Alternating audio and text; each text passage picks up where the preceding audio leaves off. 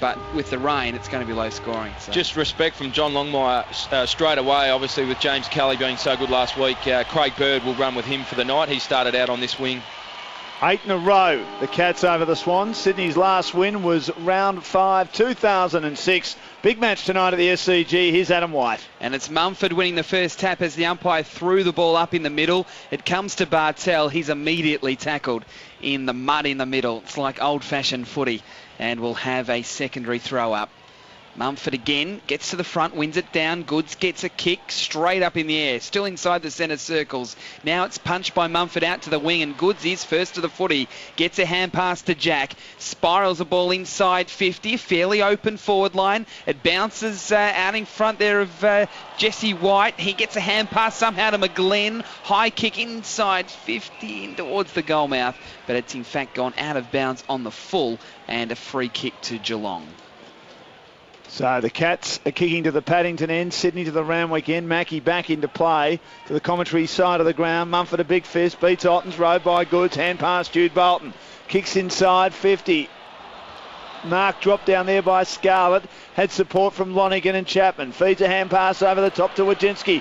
Takes them on. Beats a lunging tackle from Jetta. Handball to Corey. Hand pass to Wajinski flying through the middle. Kicks inside 50.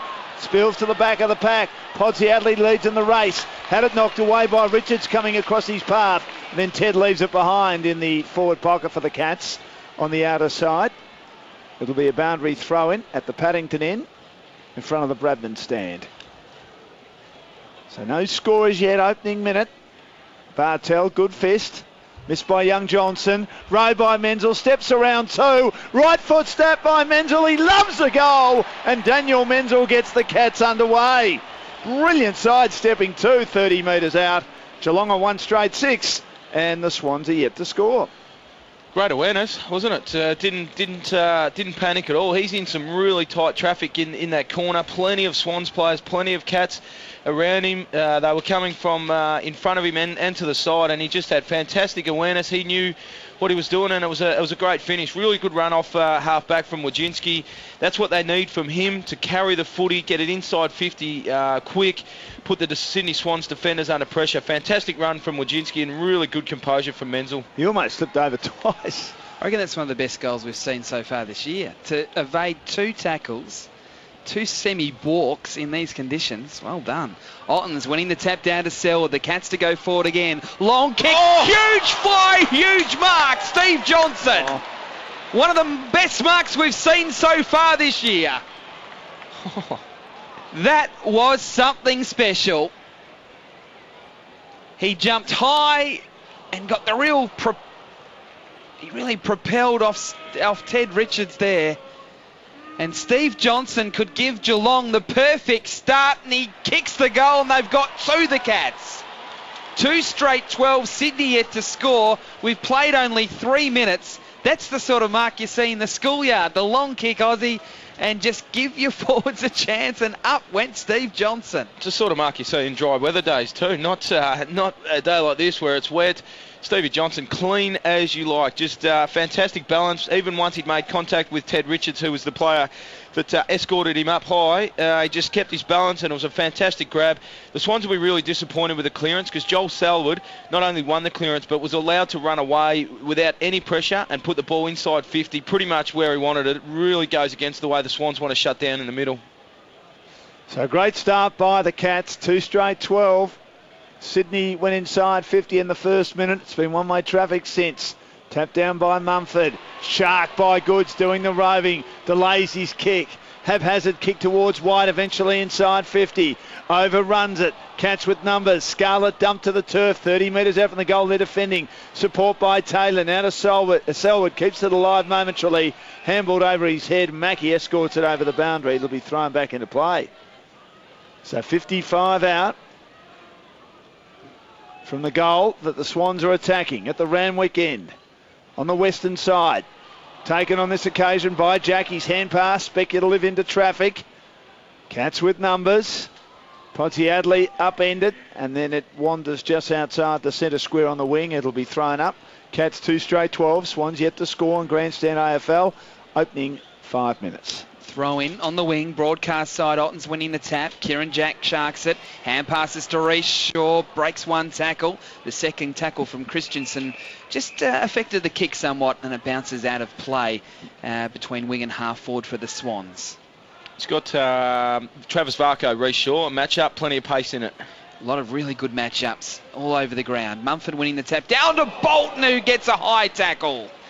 That was front-on contact as Bolton went down for the footy, and he'll get the free kick. He's okay, as you would expect. It's Jude Bolton. The kick inside 50. A good mark. It's a Swans mark just inside the 50, and it's been taken by Bevan. And Aussie Jones said that these conditions could just suit someone like Paul Bevan, who I still think was one of the unluckiest footballers late last year, losing his spot in the team.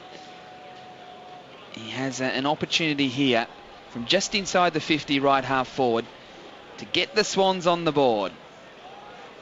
Paul Bevan will kick from just inside the 50, makes good contact, and he has got it. First goal to the Swans, it goes to Paul Bevan.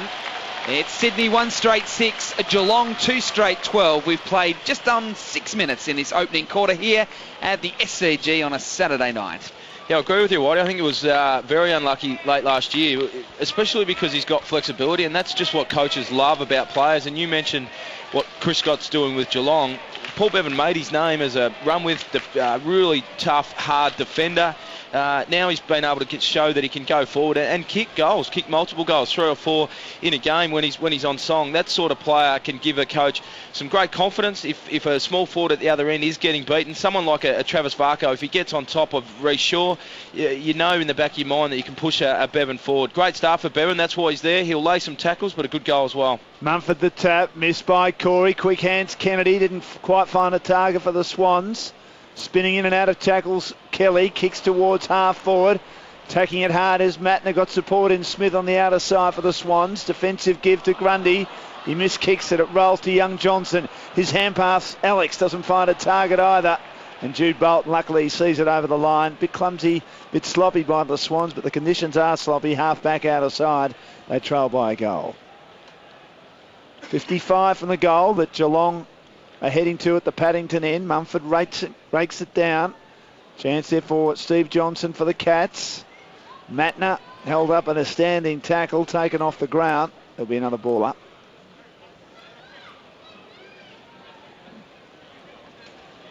The ball is thrown up. Smith gets a hurried kick back towards the wing. Sliding in was Mackie, couldn't control the footy. McGlynn off the ground for the Swans. Gains about 15 metres. It goes out of play just forward of the wing now for the Swans on the showground side. Mumford and Mooney to go in ruck. So with Hawkins out, Mooney is the second ruckman. Mumford wins the tap down, taken though by Enright. Hurries a kick round the body towards Steve Johnson. Clever little paddle to Selwood, tackled off the footy. Kieran Jack got a quick kick, straight back into congestion. Mackie dives on the footy and gets a free kick for high contact. In fact, it's going off the ball to Bartel, who just shanks it into the middle. Low down Wojcinski, claims the chest mark. It's not paid. Emerging with the footy is Mumford. Gets the hand pass to Johnson. Johnson's hand pass missed the target there of Matner. Lets the Cats in here. Comes out to Varco. Now Chapman, one way then the other. Hand passes it out in front of himself, then gets a free kick. He was tackled after he disposed of the football. So Chapman will take it from just on the 50 at left half forward. So after a fairly clean start, things are starting to get a little sloppy with this wet ball. If you've just joined the coverage, a lot of rain here in Sydney. At the moment it's not raining, but we'll have showers throughout the course of the night. So Paul Chapman, left half forward from about 51, leans back on it, gives it a ride right to the line and clearing the line. Goal to Chapman. Geelong has 3. They're 3 straight 18, Sydney 1 straight 6, just on 9 minutes in this opening quarter. Yeah, great finish. I don't reckon we'll be seeing too many of them late in quarters, late in the game, goals from outside 50, but he's a great kick Paul Chapman, the free kick was there. There wasn't a lot in it, but he was smart. He gave the footy off and was tackled afterwards. He's actually had young Johnson early on in the quarter. It's a big job for the young kid. He's had his hands on the footy a couple of times, a couple of pretty ordinary handballs, and it is a really big job. Chapman kicked the goal and come off for the bench. It'll be interesting to see how the young guy goes on a player of Chapman's class or not. It was a professional free kick. It was. Pass out in front when you sense the tackle coming and you get it as a result. Thrown up in the middle. Good hands, Joel Corey. Now to Ottens in his 100th game for the Cats tonight. That hand pass is no good. Jack in the way for the Swans. To Kennedy, who squeezes a kick through traffic, well inside 50, towards the defensive goal square. Taken by Scarlett, but then he's taken over the line in game 249 by Bevan. There for the forward pressure for the Swans. Boundary throw in 20 metres around from their goal at the Randwick end. Back into play, Mumford taps it down, front and square. McGlynn can't get a clean possession. Mumford works his way in, as does Big Ottens. And I think the big fellow, Brad, may have fallen into the back of his ex-teammate. And Shane Mumford, the former Cat, is going to have a shot at goal. Right half forward, slight angle, 35 out. I don't think there was a great deal in that. Yeah, it's similar to the Chapman one. It was probably there. You see a lot of them not paid, but I don't think you could argue with it too much. Big kick for Mummy. It's always very, very handy when your ruckman does slide forward and hurt on the scoreboard. Mumford kicks and he goals. Sydney have their second, their 2 straight 12. The Cats 3 straight 18 on Grandstand AFL. 11 gone here at the SCG. First game here for the season. Yeah, very handy, and as tradition, Mumford comes to the bench and does release Jesse White now to go into the ruck. Bit of a different role for Jesse White. He can play ruck. It'd be interesting to see how he goes around the ground. Just a couple of the key matchups. Reece Shaw has gone to Varco. Bird is running with Kelly, as we said. White, when he's forward, will get Scarlett. Young Johnson on Chapman, as discussed as well, and Jude Bolton is being picked up by Josh Hunt in Sydney's forward line. So it really has been a bright start for both sides, with 5 goals kicked in the first 12 minutes, despite the inclement weather. As we're back in the middle, and already we're seeing that centre square starting to get chopped up. Ottens wins the tap, then tries to rove his own crumbs. Then he's dispossessed, straight back to the feet of about 7 or 8 players, maybe even more as they come in off the square, and will have another bounce. To be honest, they'll just throw it straight up. So they throw up the ball, and it's Wojcinski who kicks inside 50 for the Cats. Not a great kick from Wojcinski, and it's an easy mark taken by Ted Richards, who is in front of Podsiadly. Kicks short. The mark's taken by McVeigh. He looks up, goes to the far side. Not a great kick. Out towards O'Keefe. He's out in front of Chapman O'Keefe, but he's happy to just see the ball go over the boundary line for a throw-in between wing and half-back for the Swans. Yeah, poor kick, poor option from McVeigh. The Swans looked like they were trying to hold up play and take control of the footy and keep possession. It was just an ordinary turnover. Ottens in ruck again, this time against White. Again, Ottens wins. Looks like he's going to win most of those battles. Charging in Jude Bolton. Picked up by Smith, gets the hand pass for the Swans to Bird, round the body, bouncing footy to the wing, front and centre Kennedy, got the hand pass to Bolton. The Swans can build, although they mucked it up in the end, the Swans. Jude Bolton's hand pass wasn't great, but he has support with Lewis Jetta. He works really well. Now the kick from McGlynn inside 50, bounces off Hanbury's chest. Bolton crashes in again, creates a contest, and now we'll have a bounce. 40 out from... No, we won't have a bounce. We'll have a free kick. And somehow it's going Geelong's way, and it'll be taken by Kelly. I'm really not sure what that was paid for. Hardest man in football, Jude Bolton, by a fair way, I reckon. Back into play by the Cats as they kick towards the half-back flank. No one can take the mark. At ground level, it's Smith, has the kick partially smothered. Ricochets nicely on this occasion as they kick in forward. McGlynn. But it's won by the Cats. Taylor Hunt, it's a hand pass to put Scarlett on the pump, but he's equal to the occasion. Cool as a cucumber with his hand pass to Taylor Hunt, who kept running. Kick to Steve Johnson in the middle. Spreads it wide to Christensen, who's on the ground. Takes on Matner with pace. Cuts inside in his pass. Hits Varco on the chest. Runs away from Reece Shaw. Has a ping on the fly. Misses to the right-hand side at the Paddington end. It's a behind. The first one of the night. Geelong 3-1-19. Sydney 2 straight 12 at the 15-minute mark. Only Travis will know why he played on from there. 30 out, straight in front. Did a Jeff Garlett. He got tackled though today. Hard to stop from Reece Shaw. He's obviously quick. Varco at full stretch, just too quick. Shaw kicks it to himself, then takes a bounce. Comes the broadcast side. Selwood in the pack. Off hands, front and centre. Ted Richards for the Swans. Hammers the ball on the bounce to McGlynn. Big tackle from Kelly. But McGlynn stood up in the tackle. Got the hand pass to Bird. Now onto Johnson, who kicks down the line. And it's McVeigh marking. Right half forward. About 70 metres out from goal. He goes short to Hanbury. The right shoulder heavily taped.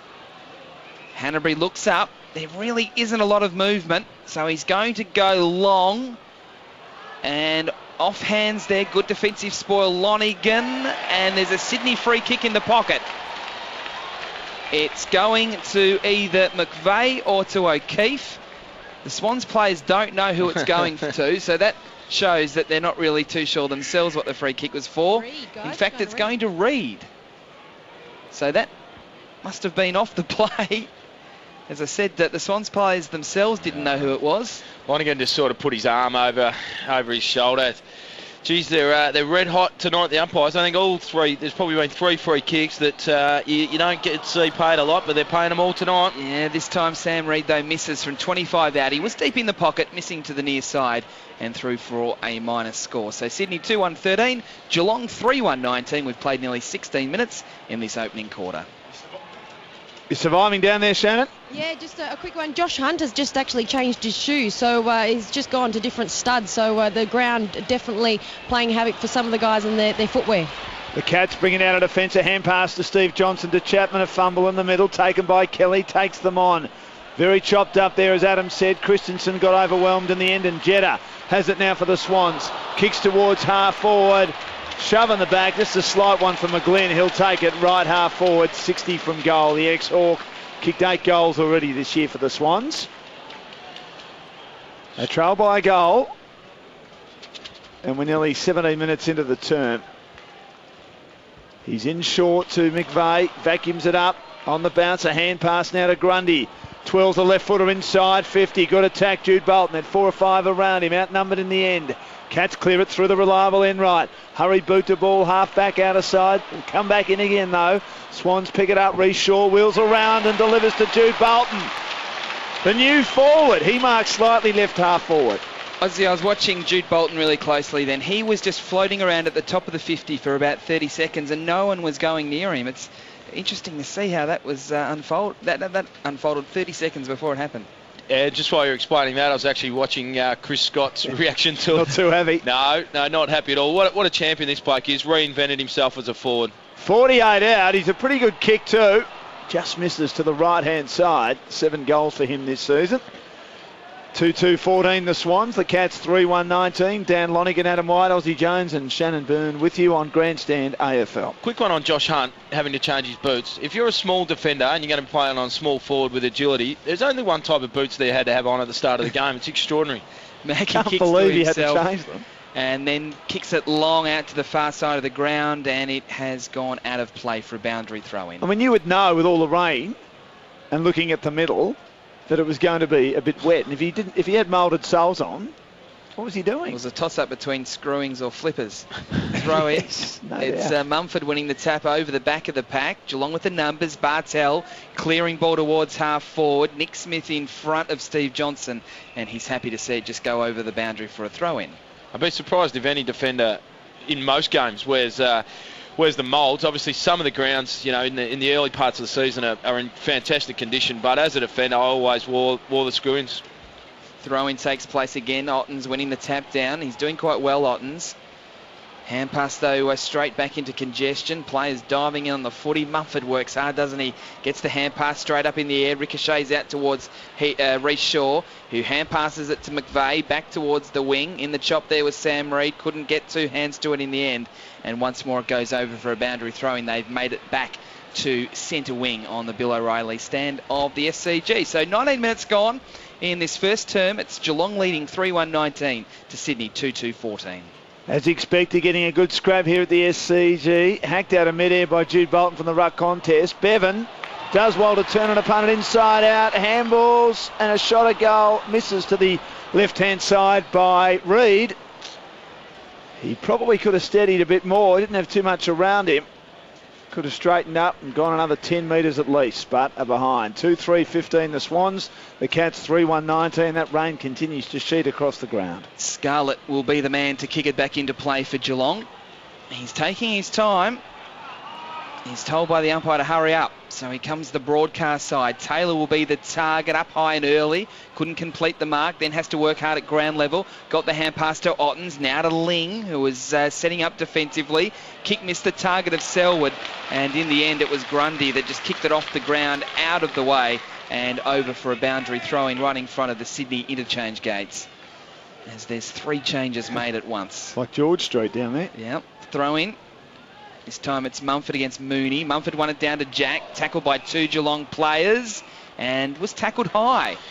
So Jack will take the free kick. Cameron Mooney not too happy about that one. I think after the tackle, Mooney sort of smashed him into the ground with his elbow. Just one of those things that you see from Cameron Mooney every week. Jack kicks to centre half forward, off hands. Josh Kennedy can't quite get a handle on the footy. It's now at the top of the 50. Players dive in from both sides. Steve Johnson wanting a free kick for holding the footy. He's not going to get one. We'll have a bounce, as I said, at the top of the 50 with Sydney attacking. They trail at the moment, the Swans, by 4 points. So about 55 out. Mumford leans in, taps it down. Socket away by Steve Johnson. Didn't get a lot on that. Collected by Jack. Arches the back. Slips the tackle. Kicks inside 50. Spills to the back. No one there to grab it for the Swans.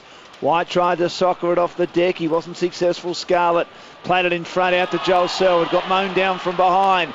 McVeigh got it to Goods. Goods claiming he didn't have the footy, and he's so good at that. Not convinced he didn't have it when he was tackled, but he managed to disguise it sufficiently enough. The umpire was in front of him. He had a better view than I did, so it probably was there. Adam Goods gets the free kick, slightly left half forward. They'd be frustrated, Geelong. I reckon there was 2 or 3 free kicks there for the Cats that weren't paid, and then Goods pains for the free kick and gets What about the in the back? Yeah, that's the one that was a killer. This to put the Swans in front. Goods steps in. Adam Goods goals.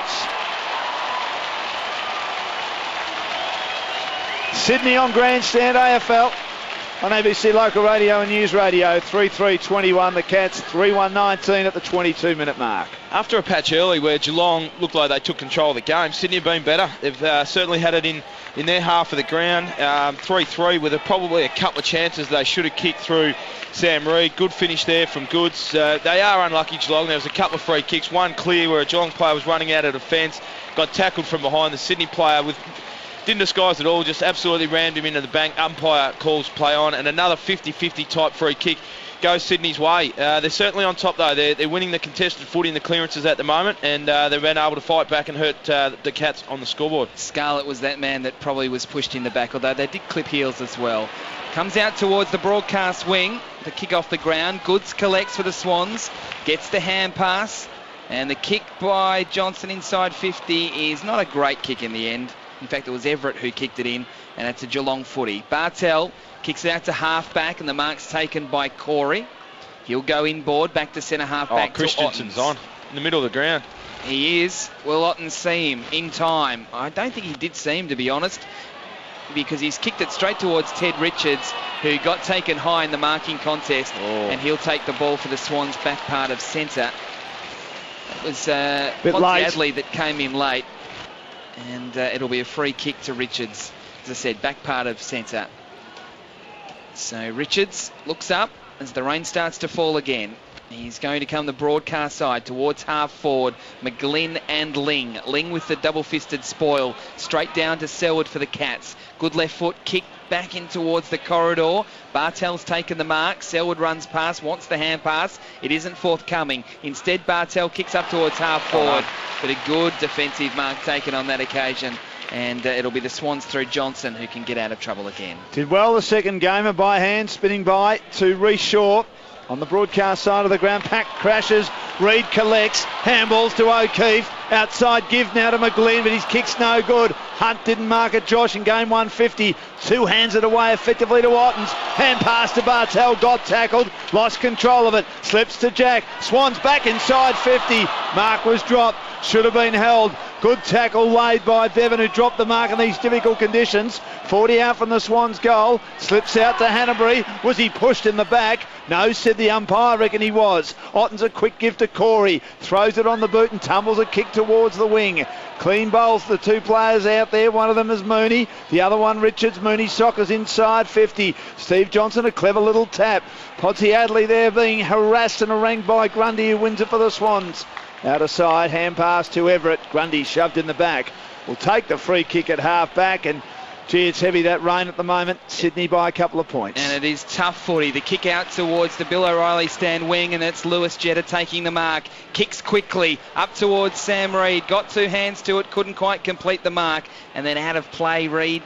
I know it's tough conditions, but gee, he should have probably marked that one. I think we're seeing a bit of a trend, and it'll probably happen in every quarter, that early on it's good footy, really quick, precision, good skills, and then just later on as the ball gets heavy, towards the end as the players get fatigued, it's just about meterage, yardage. They're just getting the footy off the ground. We saw a good example from Cameron Mooney on the far wing. From the boundary throwing, Everett got a quick hand pass to Jude Bolton. Kick inside 50, bouncing footy. Taylor with a spoil, but it could be a Swans ball here. No, Bevan couldn't quite pick it up. Sliding in Goods, did really well. Got the hand pass to Bevan. Bevan kicks to an open goal square, bouncing it in. Not a good option. Enabled Ottens to get back. He retrieved the footy, got the hand pass to Taylor, and the Cats can get out of trouble. Taylor, well, his kick goes nowhere. Did Goods keep it in? He reckons he did.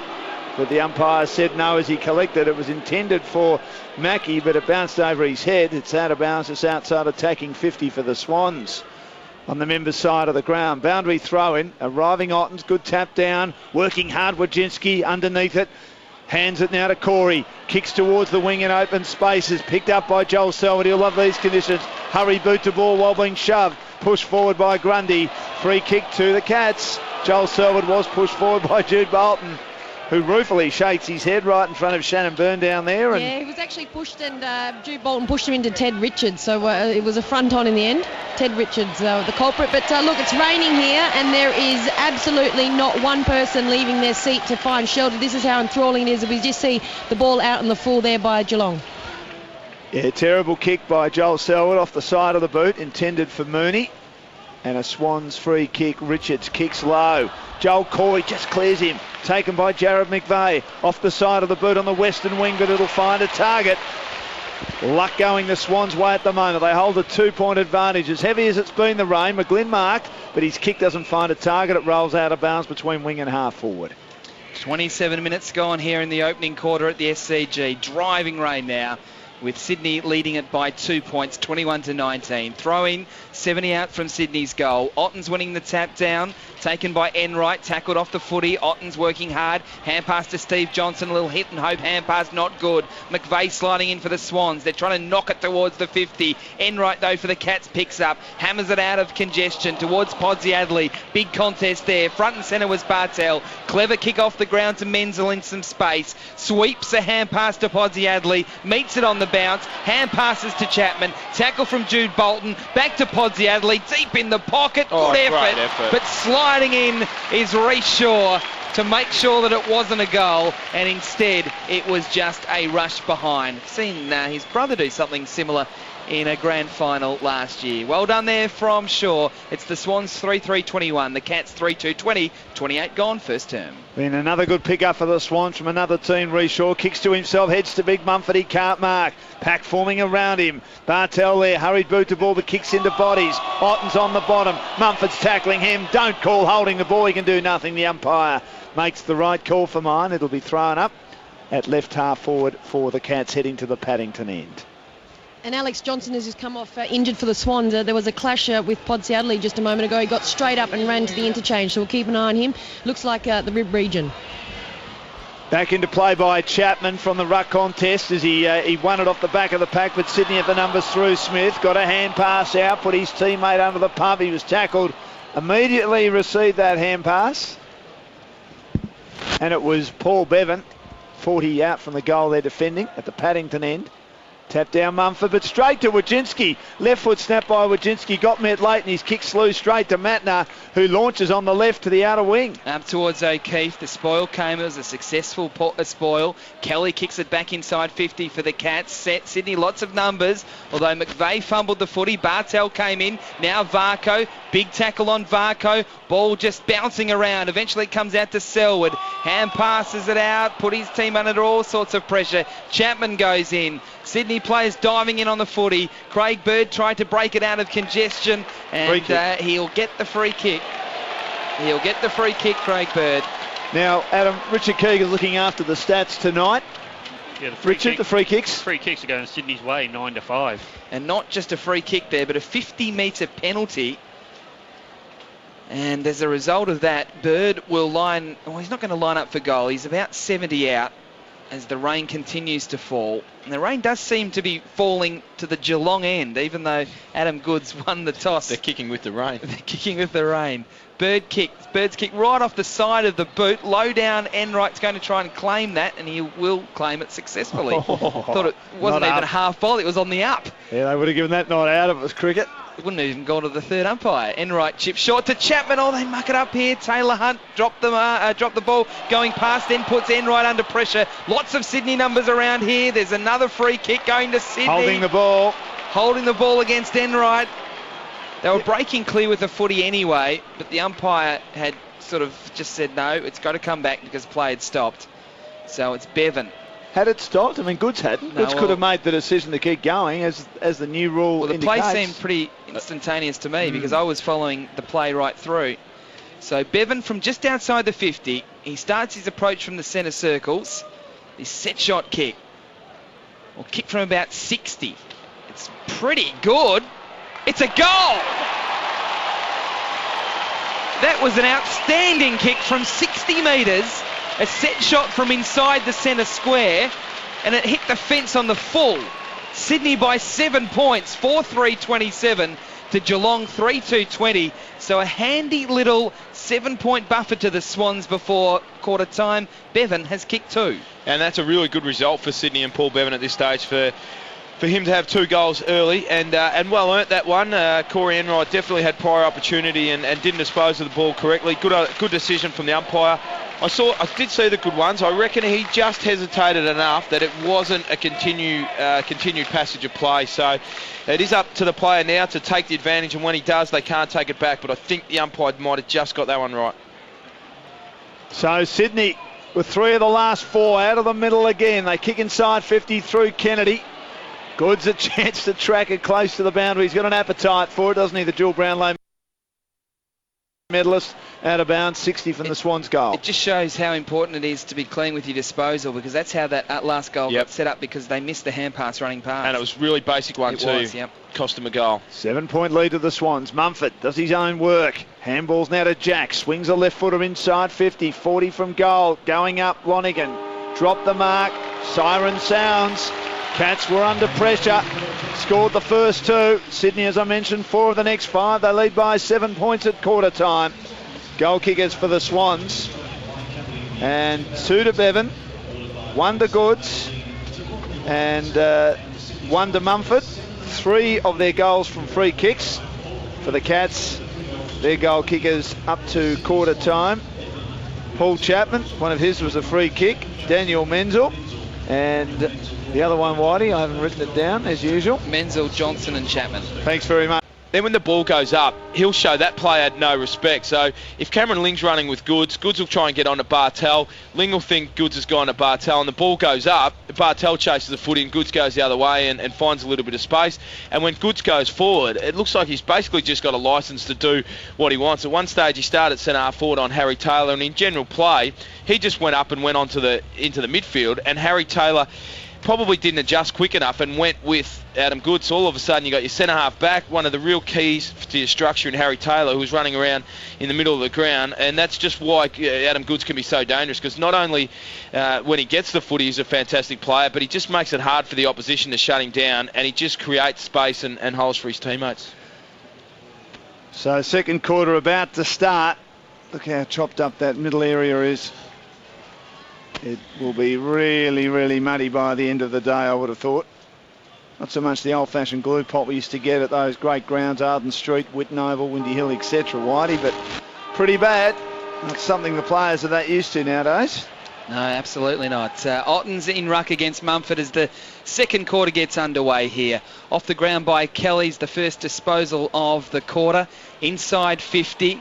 Ball in dispute. Off the ground by Goods, trying to clear the danger zone for the Swans. Out towards the boundary. 50 out from Geelong's goal. And he does well, Goods, because he has found the line, so we'll have a boundary throw in. James Kelly, 5 tackles already to quarter time. He's one of his underrated skills, James Kelly. The throw in just inside the 50 for the Cats. Ottens wins the tap, taken though by McVeigh. Kick was smothered initially by Johnson, so kicks off the ground again to Taylor Hunt, and he's thrown it. Free kick to the Swans, an advantage paid as Bevan streams through halfback. Long kick inside 50. Test of strength between White and also Scarlett to the back of the pack. It's Mackie first there for the Cats in the defensive goal square. Gets the hand pass out to Scarlett. Hand pass back to Mackie. Has to be quick. McGlynn got him. Ball spills free. No free kick. Really hot footy at the moment. Close to the boundary and over for a throw in. And very close to the Sydney goal in their right forward pocket. We've played a minute of the second term. It is Sydney by 7 points. I know old habits die hard, but I wonder whether Geelong still overusing the footy too much, even in these conditions. Otten's the tap. Good play, Jack, but his hand pass misfired to McGlynn. Steve Johnson had to get rid of it in a hurry. Back in the back half to help his teammates out, and then Ling lays a tackle and ensures the Swans don't get free. They're kicking to the Paddington end this quarter, Sydney. 30 out from their goal. Thrown up immediately. Push forward by Corey. McVeigh. A high ball outside the goal square. Taylor. 2 hands it down for the Cats. Close to the boundary. McVeigh's there over the line and out of bounds. On that outer side underneath the Bradman stand. In these awful conditions. 2 tough sides, though, who, of any teams in the comp, probably thrive best with the hard bodies. Steve Johnson tries to soccer it away from congestion. First time missed, second time got a little bit on it. Poaching the wing on the outer side. Mumford a hand pass. Hurried boot to ball. Swans inside 50. Jetta there, couldn't quite take the mark. Hunt at ground level, Josh, and he's 150th. Collects it. Handball's now to Ling. Throws it quickly on the boot. Podsiadly attacks it hard. Slips though out to Jack on his non-preferred right. Kicks inside 50. And right there helps Josh Hunt out with a nice spoil. Otten's at ground level, the big man. This is a hand pass out to Hunt. Now to Scarlett. Kicks sideways. Kicks dangerously. Everett's there. Couldn't hang on to the mark. 40 out from the Swans goal. Paddles it towards Goods. Runs into Mumford. Lack of talking for the Swans. Taylor Hunt dispossessed. O'Keefe's there. Good tough footy this. Reece Shaw works hard. Knocks it down to Chapman, who got one high. He'll take a free kick at half back. All happening in the Swans attacking 50 at the Paddington end. They lead by 7 points. So Chapman from right half back kicks towards the broadcast wing. Not a great kick. Wants Selwood. Tried to knock it to Steve Johnson. Bolton with a big tackle. Dispossesses Johnson. McVeigh for the Swans kicks back towards half forward. Weight of numbers with the Cats, but Sydney with a footy at the ground level. O'Keefe. Defensive hand pass to McVeigh. Down to Jetta. Didn't mark it. Oh, he did. He's paid it. Juggling attempt as Chapman came in late. So Jetta just outside the 50. Left half forward in front of the members' pavilion. He cuts inboard and goes long. And he's made the distance quite comfortably, but he's missed to the left-hand side from outside the 50. So a minor score. Sydney 4-4-28. Geelong 3-2-20. 4 minutes gone in the second quarter. Hunt. Josh. Good kick of the footy onto the chest of Ling between fullback and centre halfback. The skipper stabs in short. Mackie wasn't all that ready for that, but does take the mark out. He's back to the play originally. Kicks badly, drops short. Josh Kennedy dropped what he should have taken, but we'll excuse him because the ball's pretty slippery. Wrestling at ground level forward. He gets it out towards McVeigh, who gets shoved out of the way by Wojcinski, who taps it to the boundary. Swan supporter saying deliberate. You would expect them to say that, but it would have been a very tough call if he had been penalised then. Wojo, he wasn't. Attacking side of the wing for the Swans in front of our commentary position. Otten's there. Mumford works his way to the front. Tough in the clinches again. Kieran Jack likes it at ground level. Tried to ferret it out towards Everett. And Geelong player caught up in a standing tackle. It's Kelly. There'll be another ball up. The stoppages after stoppages after stoppages here, and we know how much the Swans thrive on that. Mumford, nice tap. Bartel there, good hands. Sideways to Taylor Hunt. Kicks Geelong inside 50. 2-on-1 against the Cats. Opportunity for young Alex Johnson to control it. He can't. Boundary line too close. Grundy does give him a chop out of bounds in the forward pocket for the Cats at the round weekend. It's Geelong 3-2-20, I should say, trailing the Swans 4-3-27. We might get to Shannon shortly. Looks like Lingmo have come off with a bit of an injury. Not serious, but we'll see what happens. Mooney wins the tap, but it's O'Keefe trying to clear the congestion with his kick out towards half-back, and it's over for a boundary throw. And Shannon, is Cameron Ling okay? Yeah, came off limping, saying, I've corked it. It's actually the second player to have been off in a couple of minutes. Taylor Hunt came off, looked like a hammy, but he was grabbing it, saying, I've corked it. So this sort of wet weather footy, it looks like that they're getting a few knocks in close. From the throw-in, it's Wojcinski getting a defensive hand pass to Enright. High kick inside 50, Podsiadly. Oh, not paid. I thought it stuck. Umpire said no. Bartel picks it up. He's immediately tackled. Grundy, good hand pass in congestion. Working with Matner. And then it's a kick out of trouble by Shaw, but it might be coming back because Wojcinski has taken the mark for the Cats at right half forward. He sort of hobbles up. I think he's okay. 2 kicks out from goal, David Wojcinski. 6 minutes gone here in the second quarter. The Swans by 8 points. He kicks deep to the pocket. Steve Johnson almost shepherded out of that marking contest. He certainly made the umpires aware of it. He didn't get the free kick out of play for a throw-in. 25 around from Geelong's goal in their right forward pocket. Well, scoring at a premium now. You wouldn't expect a high-scoring match tonight in these conditions. Mumford the tap, rowed by Chapman. He kicks over his head cleverly. No mark taken for the Cats by Christensen. It's bobbling around. Kelly there puts the body on the line. The hard-nosed Chapman's there. Sydney player got one in the back. Will take a free kick. It's Marty Matner. Another good pickup for the Swans. From the Crows, only missed the 1 game since joining them. The start of the 2008 season. Continues to sheet across this ground like fog almost. This rain. Matner heads towards the outer side. Missed by Jack, taken by Josh Hunt. A hand pass into traffic. Steve Johnson fending off a tackle, but Kennedy hangs on. Josh Hunt tries a fresh airy for the Cats. Sydney a hurried boot to ball. Jack threw it on the boot. Enright's in the way on the wing. He marks. Kicks it into the middle of the ground. Taylor Hunt takes the mark. 50 metres. No, it's coming back 50 metres after being dumped after the free Chapman kick was dumped. Paid. Yeah, off the play. Saw him go to ground. I didn't know whether originally he'd slipped, but obviously he was manhandled. So this is an opportunity for the Cats.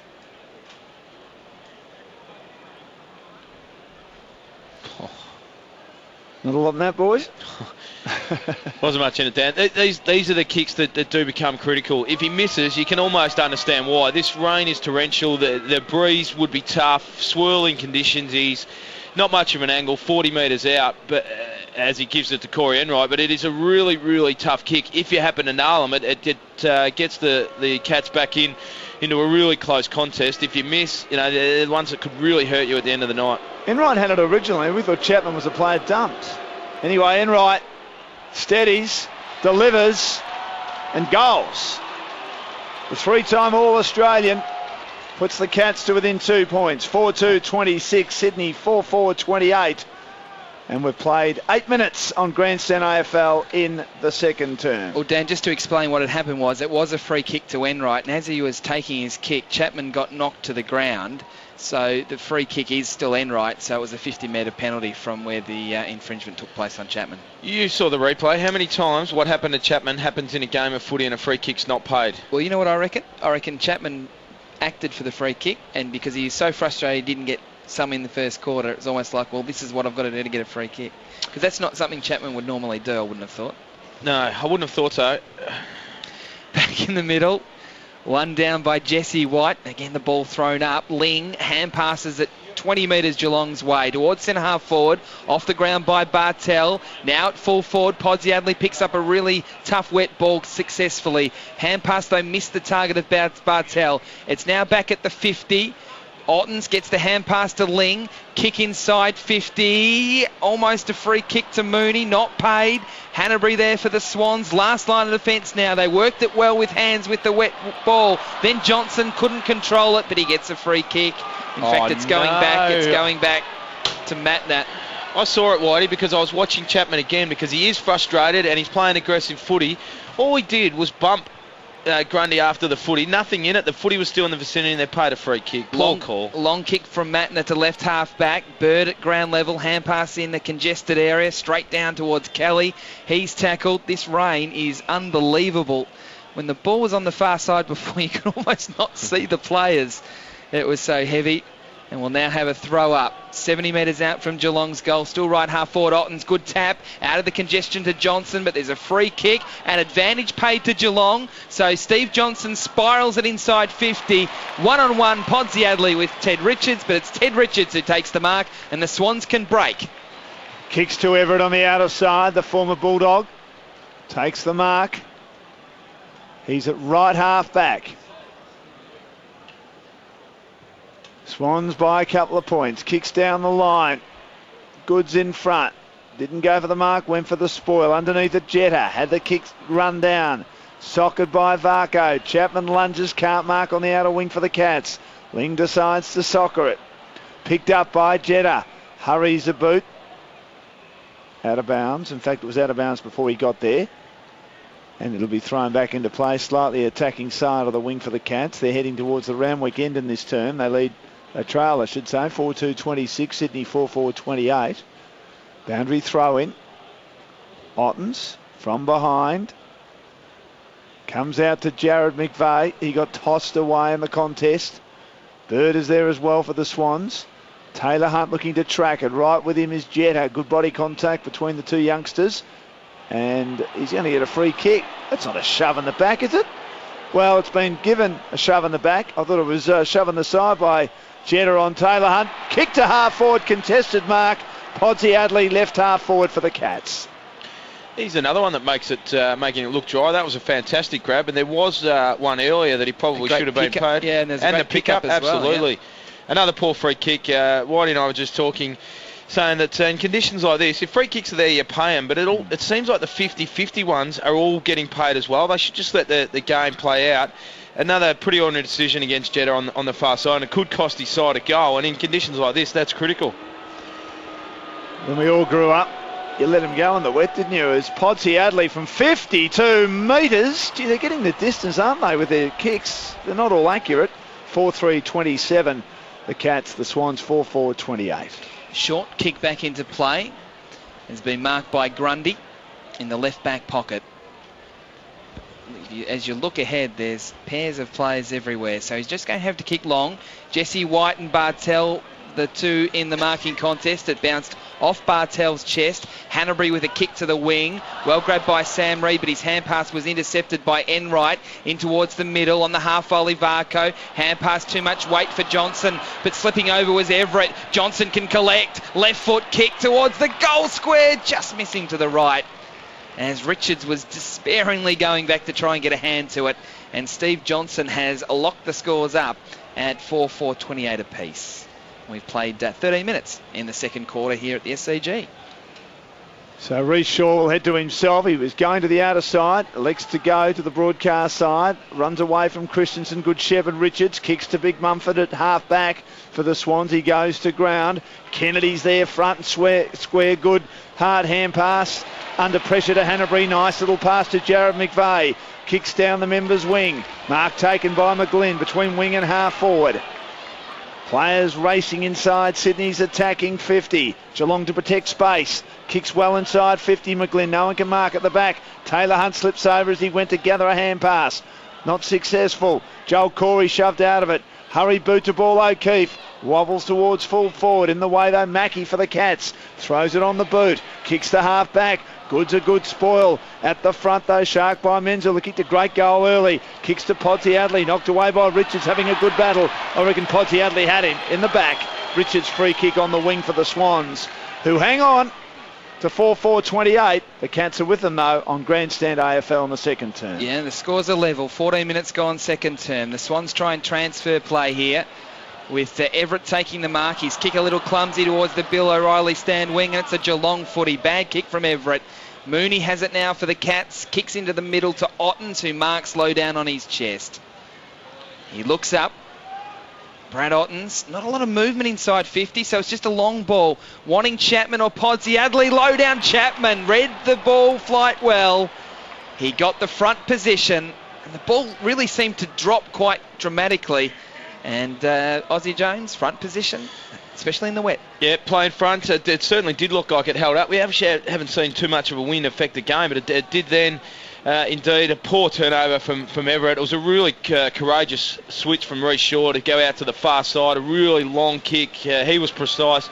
Everett wasn't. Good ball use by Geelong. It was a long kick, but good playing in front from Chapman. Paul Chapman from just inside the 50 gets under it, and a hand right on the line by Mumford. It was a straight kick from Chapman, but he just stretched the big mummy and got a little fingernail to it and threw for a minor score. The Cats by 1 point. We've played nearly 16 minutes in the second term.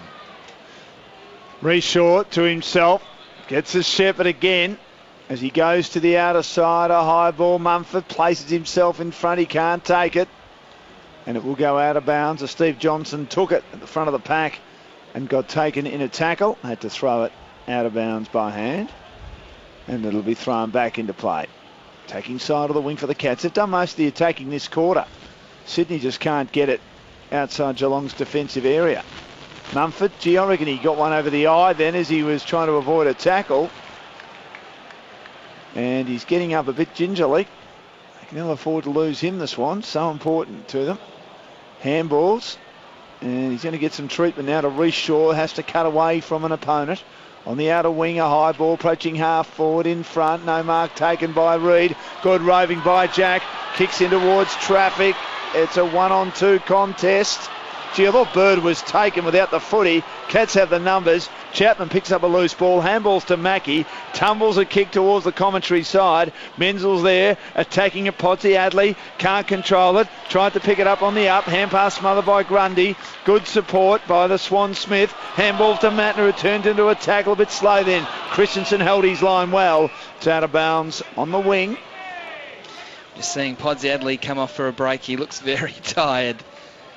There's quite a few changes take place right in front of us, as that's where the boundary throw-in will take place. Centre wing, broadcast side. A little shallow the throw-in. Favours Ottens, wins the tap down. Trying to get a toe poke was Bolton.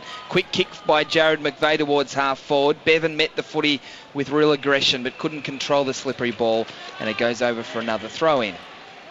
Between wing and half forward now for the Swans. Nearly 18 minutes gone in the second term. The Cats by 1 point.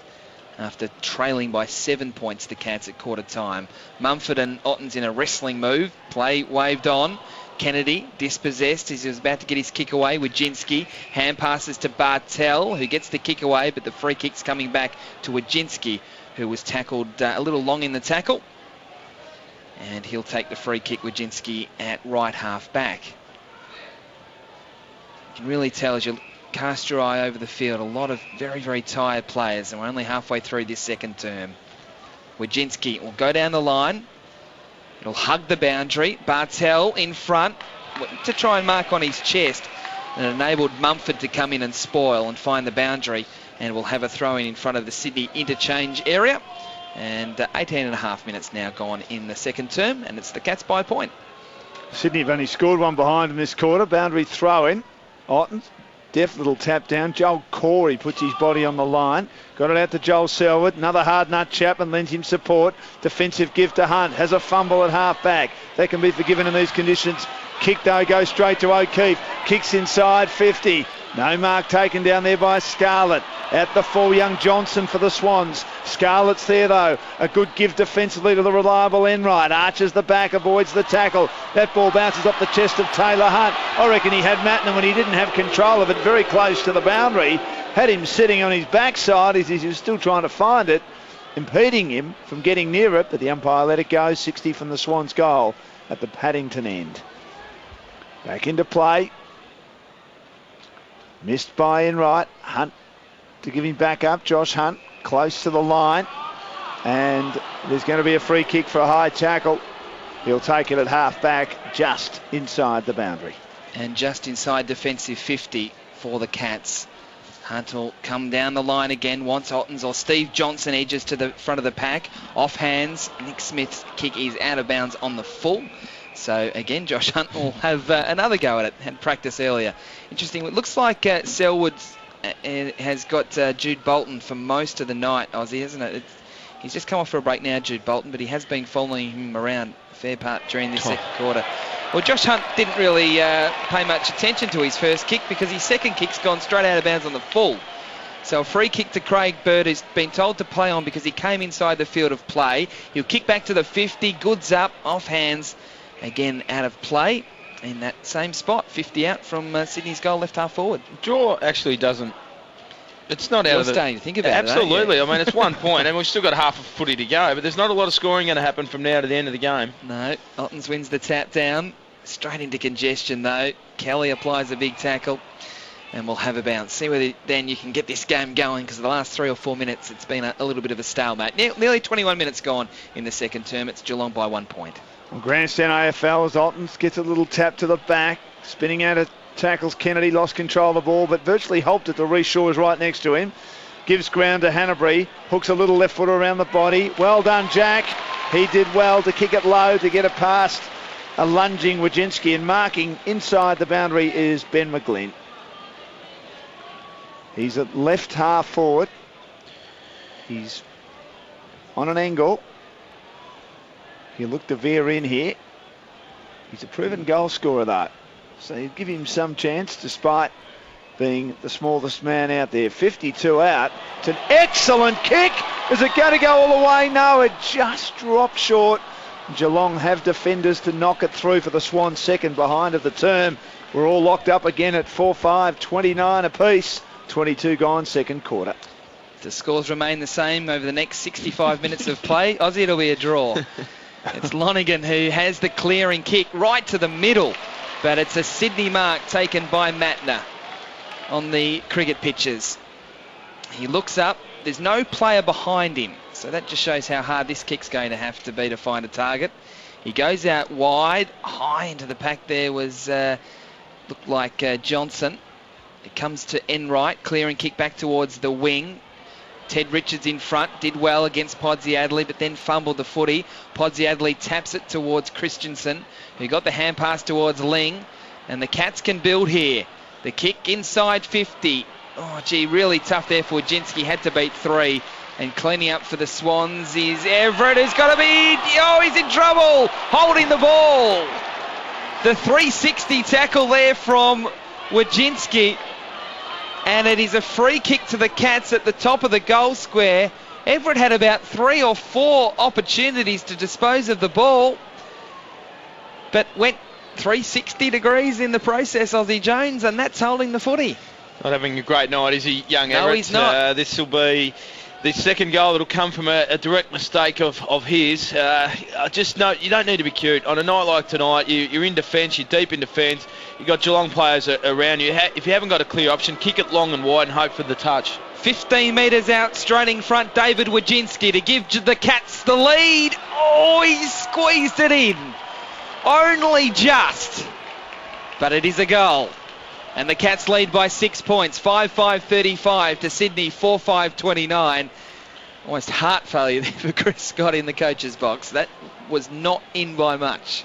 And on this occasion it was Everett's mistake, but it's probably a good reward for Geelong because they've dominated the quarter. They've had the footy in their half the majority of the time, working hard, putting plenty of pressure on in their half of the ground to keep it in there and give themselves a scoring opportunity. They've probably deserved another goal or two, but just in the conditions haven't been able to hurt the scoreboard, and the scoreboard probably now reflects where this game's at, and it's only a goal Geelong's way, but as we can see there's 9 goals only kicked and it's nearly half time. Goals aren't going to be a plenty, so every one matters, and that was a big one for Wojcinski. 6 of the 9 goals in the match from free kicks. The slap down lands in the arms of Ling. Gets a hurried boot to ball to half forward for the Cats. Jude Bolton's there. Can't get a clean possession though for the Swans. At half back for them now, Joel Selwood as usual barges through. Spills out.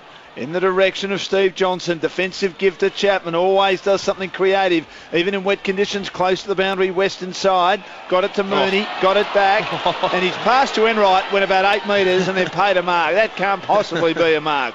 I know they're lenient in these conditions, but you can't be lenient for that mark. Kicks to half forward, Pack collapses, good roving Varco. Got mown down late, couldn't get boot to ball. I reckon Mumford got another one high.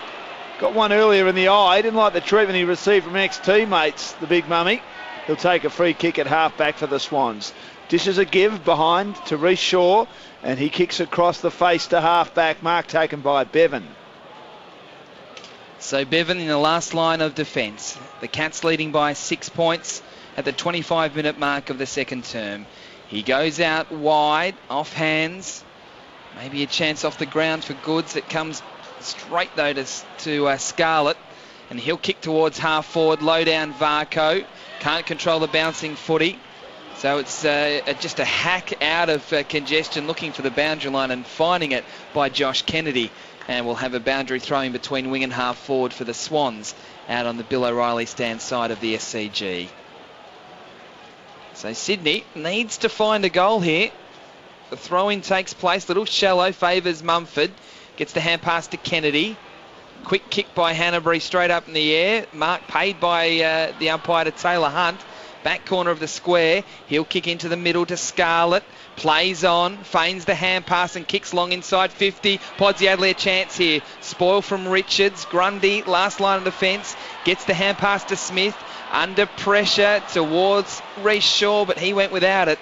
And it went out of play before Varco could try and slap it back into play. So deep in Geelong's forward pocket, their right forward pocket, they lead by 6 points at the 26-minute mark. Sydney only 2 behinds this quarter. Ottens tries to tap it down. Dangerous territory for the Swans, particularly when Chapman has it. Could have been carried forward in the tackle. Nick Smith bumbles it over the boundary. Hotly pressed by Bartel. Hasn't had a huge influence. Richard Bartel, he certainly hasn't dominated so far in this match.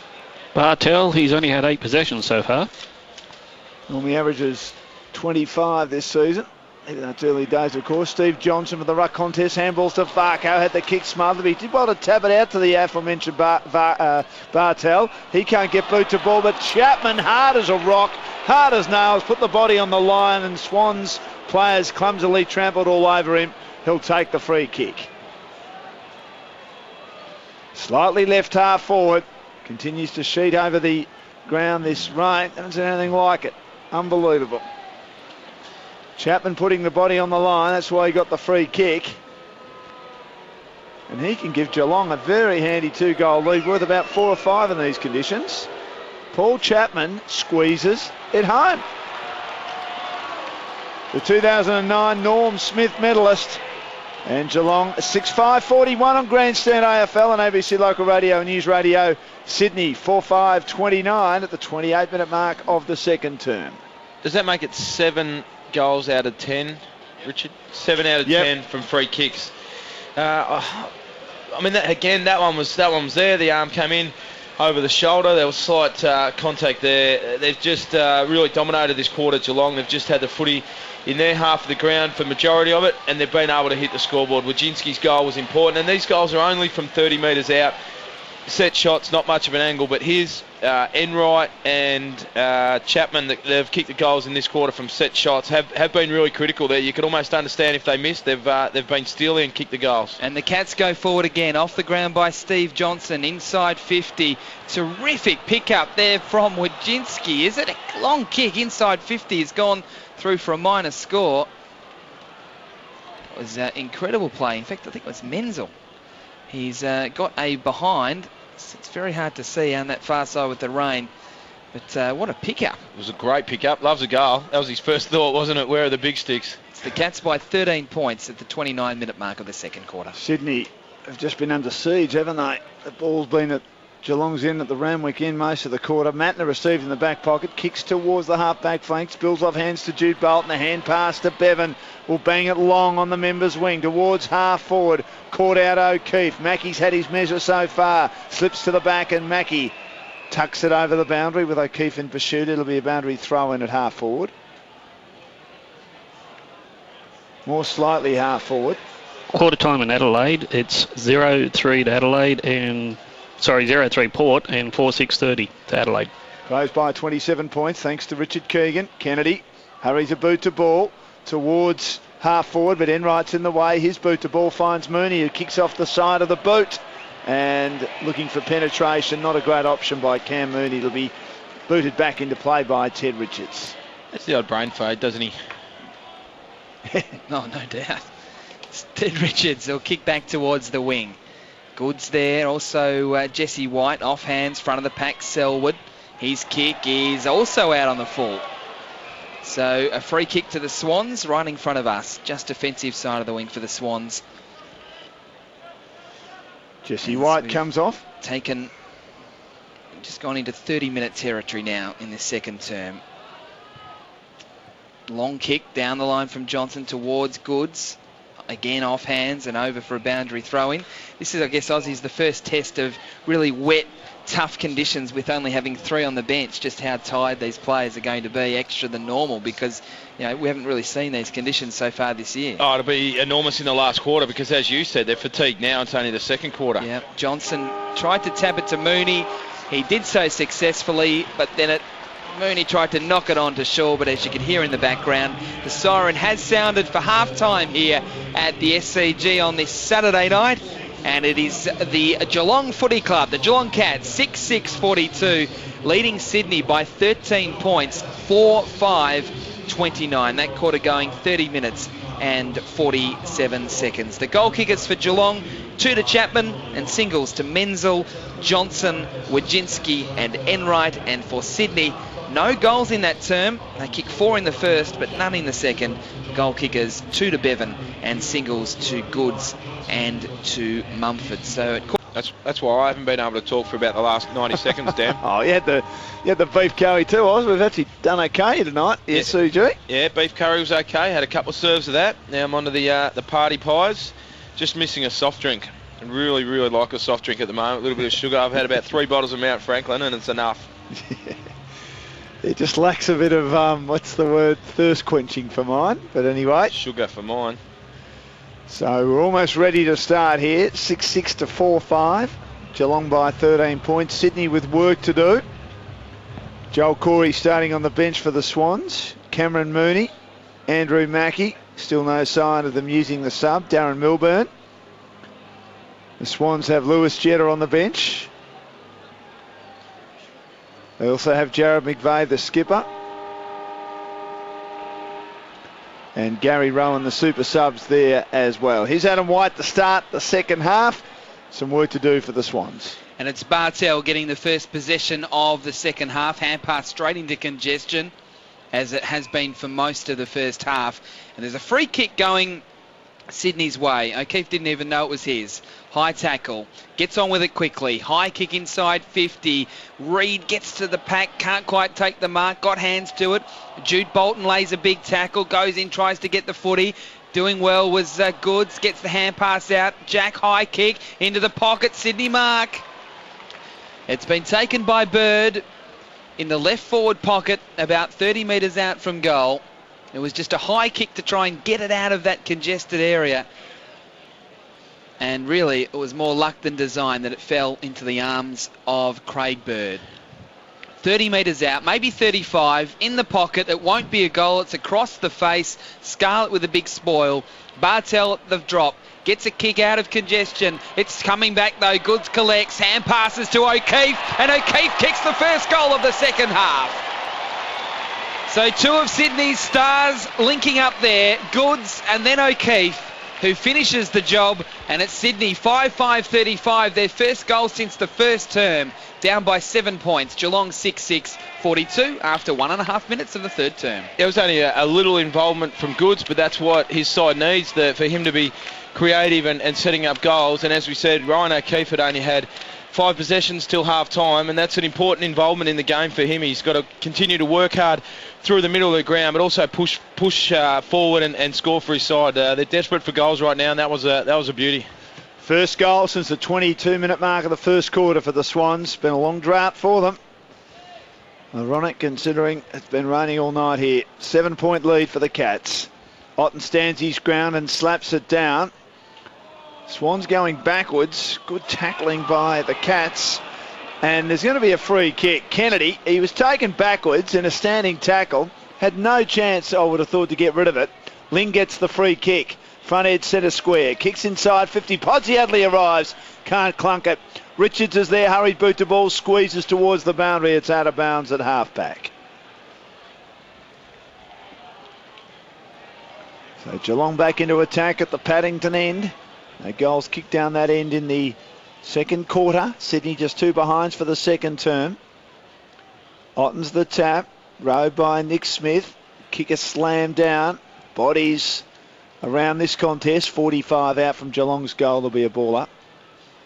Only 3 minutes travelled in this term. And Dan, it's interesting, the Swans players don't have any jumpers or any jackets on the boundary, but the Geelong boys are getting a big parka put on as they come off. Yeah. I don't quite know why that would be, Shannon. Obviously for protection, but... And warmth. It's now dropped to 11 degrees, so still you want your players to keep as warm as you could all throughout, so you don't have to keep warming up. Boundary throw in. Mumford the tap to the side. Otten's misses. And Kelly's on the bottom of the pack. Forces it out. O'Keefe's in the way for the Swans in a defensive role there. Second effort, very good. A good hand pass to Kennedy. Throws it on the boot. Josh Hunt, though, in the road, attacking side of the wing on the outer side for the Cats. A little undecided, Hunt, so he goes into the middle to Scarlett, who drops the mark. He has got Lonigan in support. Defensive hand pass to Lonigan. Lonigan's kick off the side of the boot. One-on-one Kennedy and Ling. Goes past those two players, strutting to a nest of Geelong and Sydney players, just forward of the centre for the Cats. It's like rugby union at the moment as players dive in and the umpire has to eventually come in and call for a bounce. I'm not sure what Shannon's complaining about. It's quite pleasant up here, to be honest. Probably about 18, 19 degrees. We're all just wearing shirts. Excellent. I've got a jacket on, Shannon, so I'm with you. Bounce of the ball. It was Steve Johnson winning the tap down as the third man up. And again, straight into congestion. And the umpire has to call for another bounce. So we're still inside the centre square, but certainly Geelong in attack. And with the short ground here at the SCG, it's one kick. There's a chance of a score. Taylor Hunt for the Cats. He collects. Hand passes out to Wajinski. High kick inside 50. Chance for Chapman. Ted Richards misread it. It goes through the pack. Has it been touched? It hasn't. It's a goal to Wajinski from outside the 50. It was a one-on-one contest between Chapman and Richards. Richards thought he'd have a crack at it and try and get his fist to the footy. He didn't make contact and it's gone right through. He mucked that up, Richards, didn't he? I think are they paying that to Podsiadly for some reason? Well, on the big screen, it's gone down to James Podsiadly with the shot of Wajinski on the big screen. So I don't think that Podsiadly got a boot to it or anything like that. We're just seeing the replay now. As I said before, it was only ever one kick out of that congested area. Wajinski was about 70 out. He's kicked it long. And it's cleared the pack and it's gone through for a goal. Podsiadly wasn't even in the frame. No, it has to be Wajinski. Cats get back inside, attacking 50. Around the outer side, I reckon they can smell a kill here. It spills to Selwood. That's a high ball too by Joel Selwood, which just slips to the back into the left-hand side. Luckily for the Swans are behind. They're under siege, Sydney. 7-7-49 the Cats, the Swans 5-5-35. Reshaw kicks to himself, heads to the western side. High ball, Mumford there. Mooney as well. Mumford puts the body on the line for the Swans. Comes out in the direction of Kennedy. Good hard hands under pressure to Mumford, to Jack on the half volley. Scooped up by Bevan. He's met late. Kicks off the side of the boot, close to the boundary. Taylor underneath it, opposed to Goods. Boundary throw-in front of our commentary position. Just a quick one on the subs, Dan, because they'll probably both happen in this quarter at some stage. I think both sides will sub a tall off. I probably think Jesse White for the Swans, and even someone like a Cameron Mooney for Geelong may get subbed out, not having his best night. Mumford palms it down towards O'Keefe, who kicks it off the ground to Jeddah. It's a little lucky that Jeddah's kick off the side of his boot finds the boundary 45 out from Sydney's goal in their right forward pocket. But that wasn't a great kick from Lewis Jeddah. So maybe a chance here for all the Swans from a stoppage. One down by Mooney. Trying to break clear was Kelly. Now, did he get a high tackle, Kelly? No, it's a Sydney free kick. Again, no one really knew what was going on there. Jude Bolton takes the free kick. Hand passes it immediately to Goods. He'll kick to the top of the square. Geelong with the numbers. Going back, Cameron Mooney. Got a fist to it, then collects the footy. Gets tackled, dispossessed. Ball goes on inside a pack of about 8 players. Again, it's like rugby union. All that rucking and mauling going on from both sides. It's at the top of the square. The umpire quickly throws it up. The players weren't ready for it. Ling was the ruckman. Tapped it down to Bartel. Off hands, out of play for a boundary throwing. This time in Sydney's left forward pocket with 15, maybe even 20 players inside 50 here for the Swans. It is the Cats by 14 points at the 8-minute mark of the third term. Geelong have kicked for the last 5 goals. White the tap. Overrunning it. Both teams. Spills to Jack. He's under pressure. 40 out from the Swans goal. There'll be a ball up.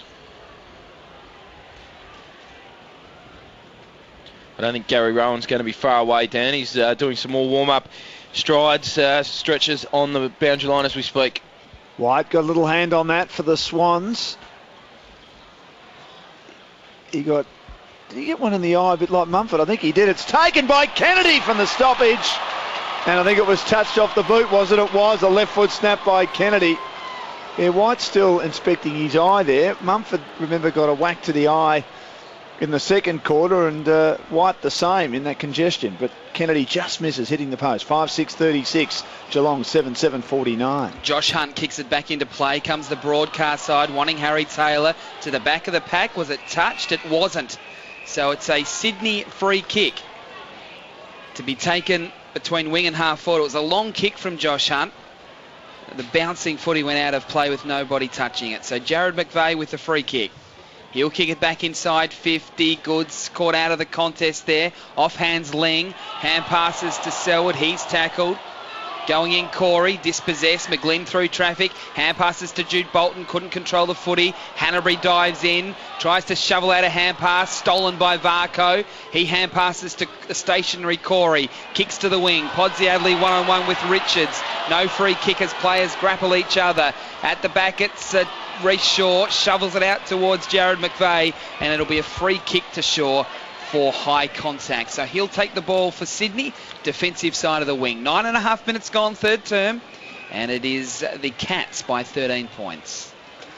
Shaw given a screen, as the Swans players so often do, to allow him to run. Kicks towards half forward. Gillard Hanbury caught one high in the front of the pack.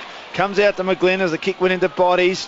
Bird taken high. Kennedy, geez, a hard nut, isn't he, for the Swans? Puts that big body on the line. Holds it up on the wing. Big scrum in there. May slip out the back, but there are arms and legs everywhere, and the umpire takes a long time to call for a bounce.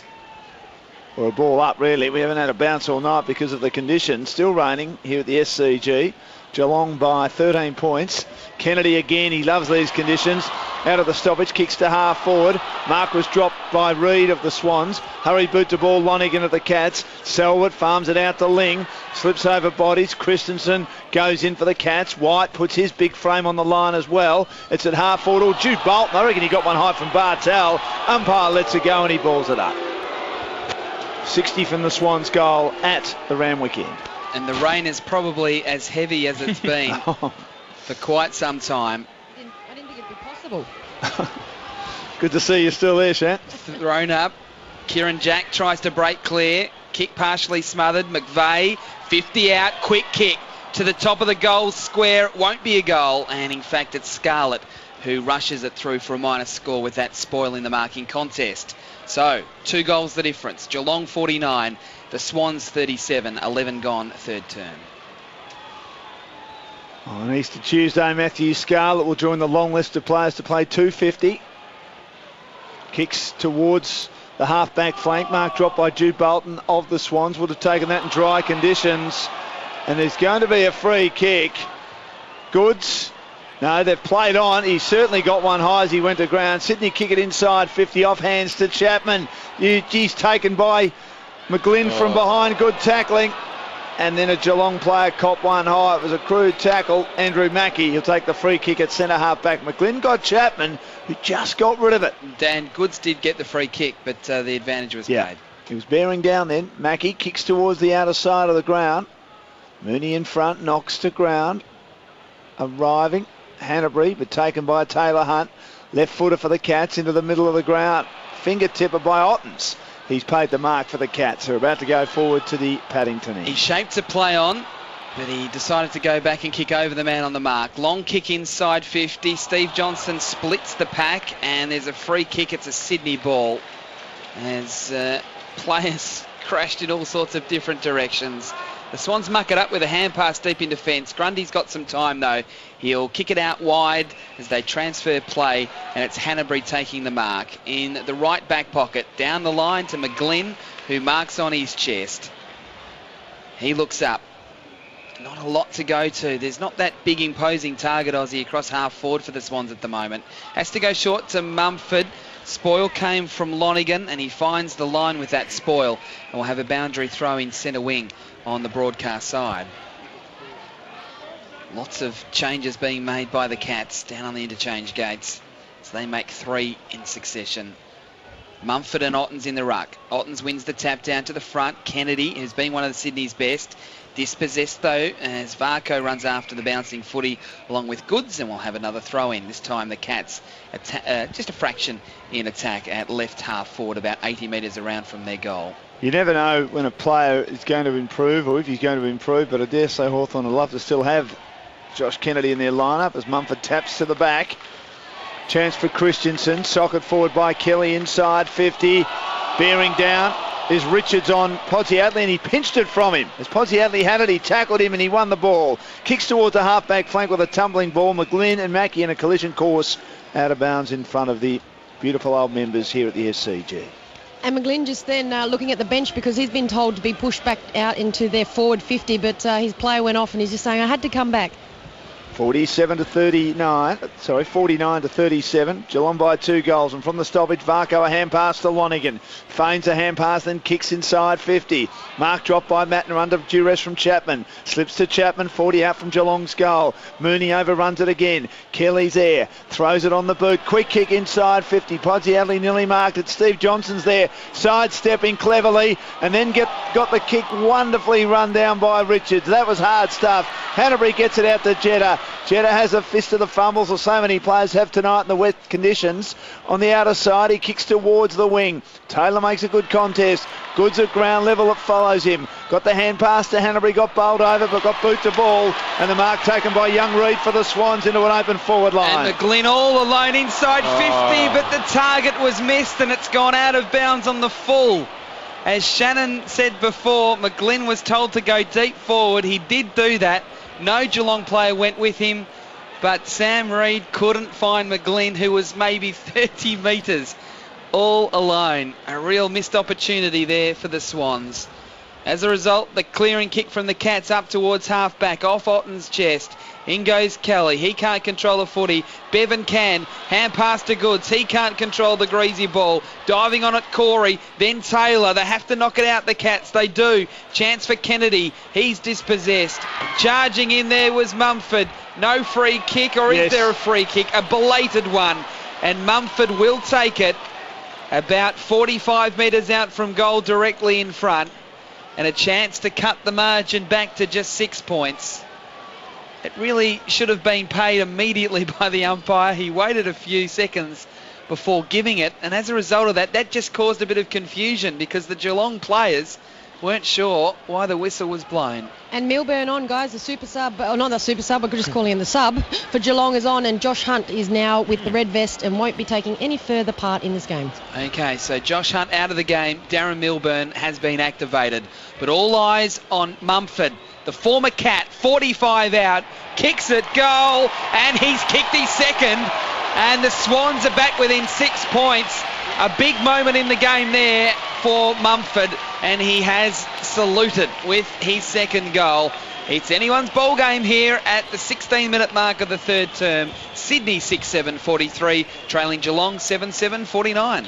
Yeah, huge goal for the Swans to bring them back within the the one straight kick, and it was a definite free kick. We've said that there's been a few 50-50s not paid. Well, that was a definite free kick. Looked like it wasn't going to get paid, but good finish from big Shane Mumford. And as we said, when the ruckman can slide forward, we're seeing it more and more now with a lot of the ruckman resting forward. If they can hurt on the scoreboard, it's a big plus for their side. So 1 goal the margin. 49 plays 43. Thrown up in the middle. Mumford the tap. And then he goes in hard, slides it down, but Varco intercepts for the Cats. Milburn just on, sweeps the hand pass out to the running Wojcinski on the outer wing, kicks inside 50, Chapman a few to beat. Lovely destroy from behind by Mattner of the Swans. At ground level overrunning at Menzel. Kelly's there, thought he got one high. He seemed to pull his head backwards, looking for a free kick, not given. In the forward pocket for the Cats on the outer side. Off hands, Nick Smith there, fiddles it over the line. 17 and a half gone in the term. Sydney as close as they've been for a while, 6-7-43. Geelong 7-7-49. Inside the Cats forward 50. Mumford though with a tap for the Swans. Straight back into congestion.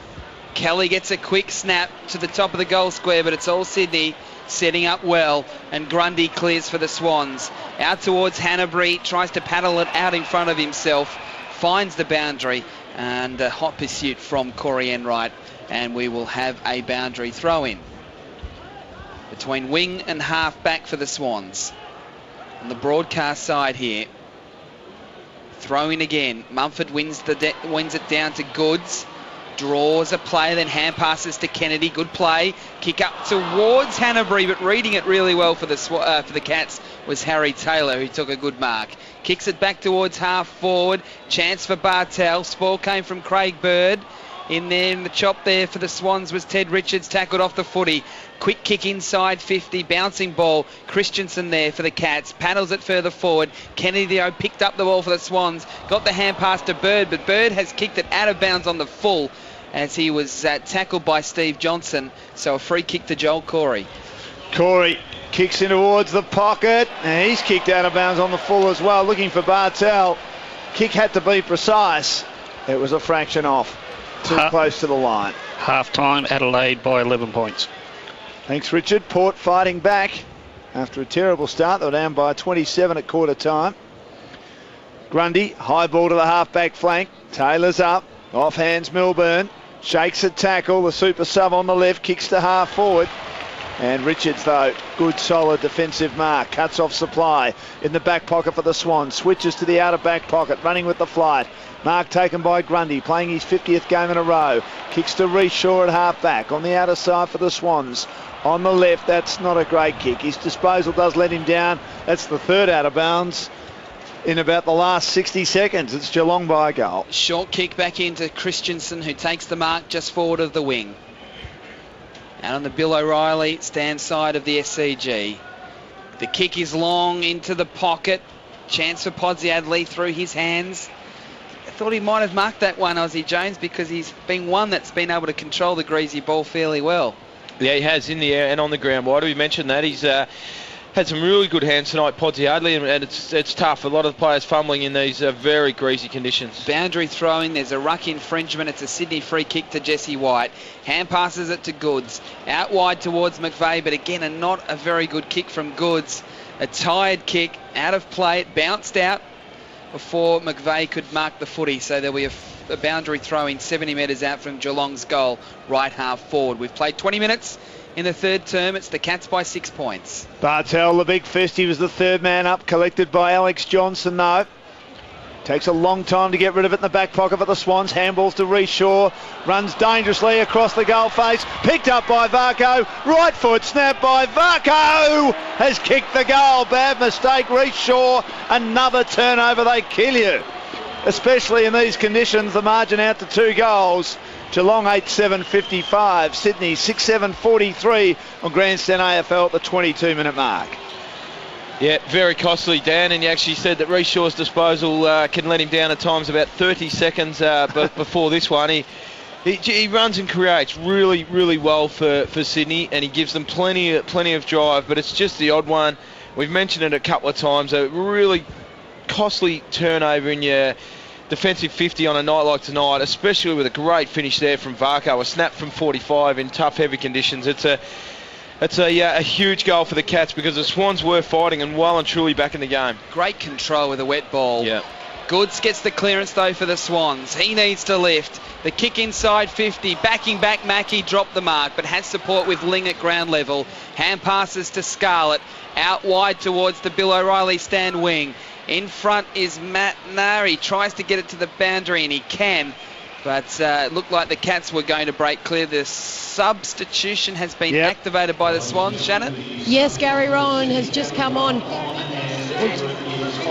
We're just trying to work out who's actually off. Yeah, it's Everett. Everett's out of the game with Rowan on. It's interesting. Goods from the boundary throwing, gets the hand pass to Gary Rowan. Flat kick inside 50, meeting it on the bounce. Bevan has got support. Here's a chance for the Swans. McGlynn, open goal, but he's missed to the left.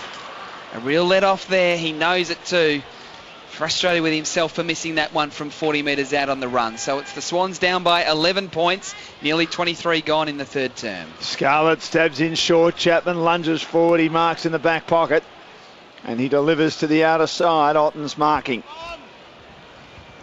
34th play in the history of the game to play 100 with two teams. And he kicks now towards half forward. Probing ball. Richards, who's done well to put his body in front all night, slips it off his fist out of bounds between wing and half forward. Who are the other 33, Dan? You'd ask me that. Tim Pekin is one that I remember. It's probably one of the more lesser lights, but he's a good player at Fitzroy and St Kilda.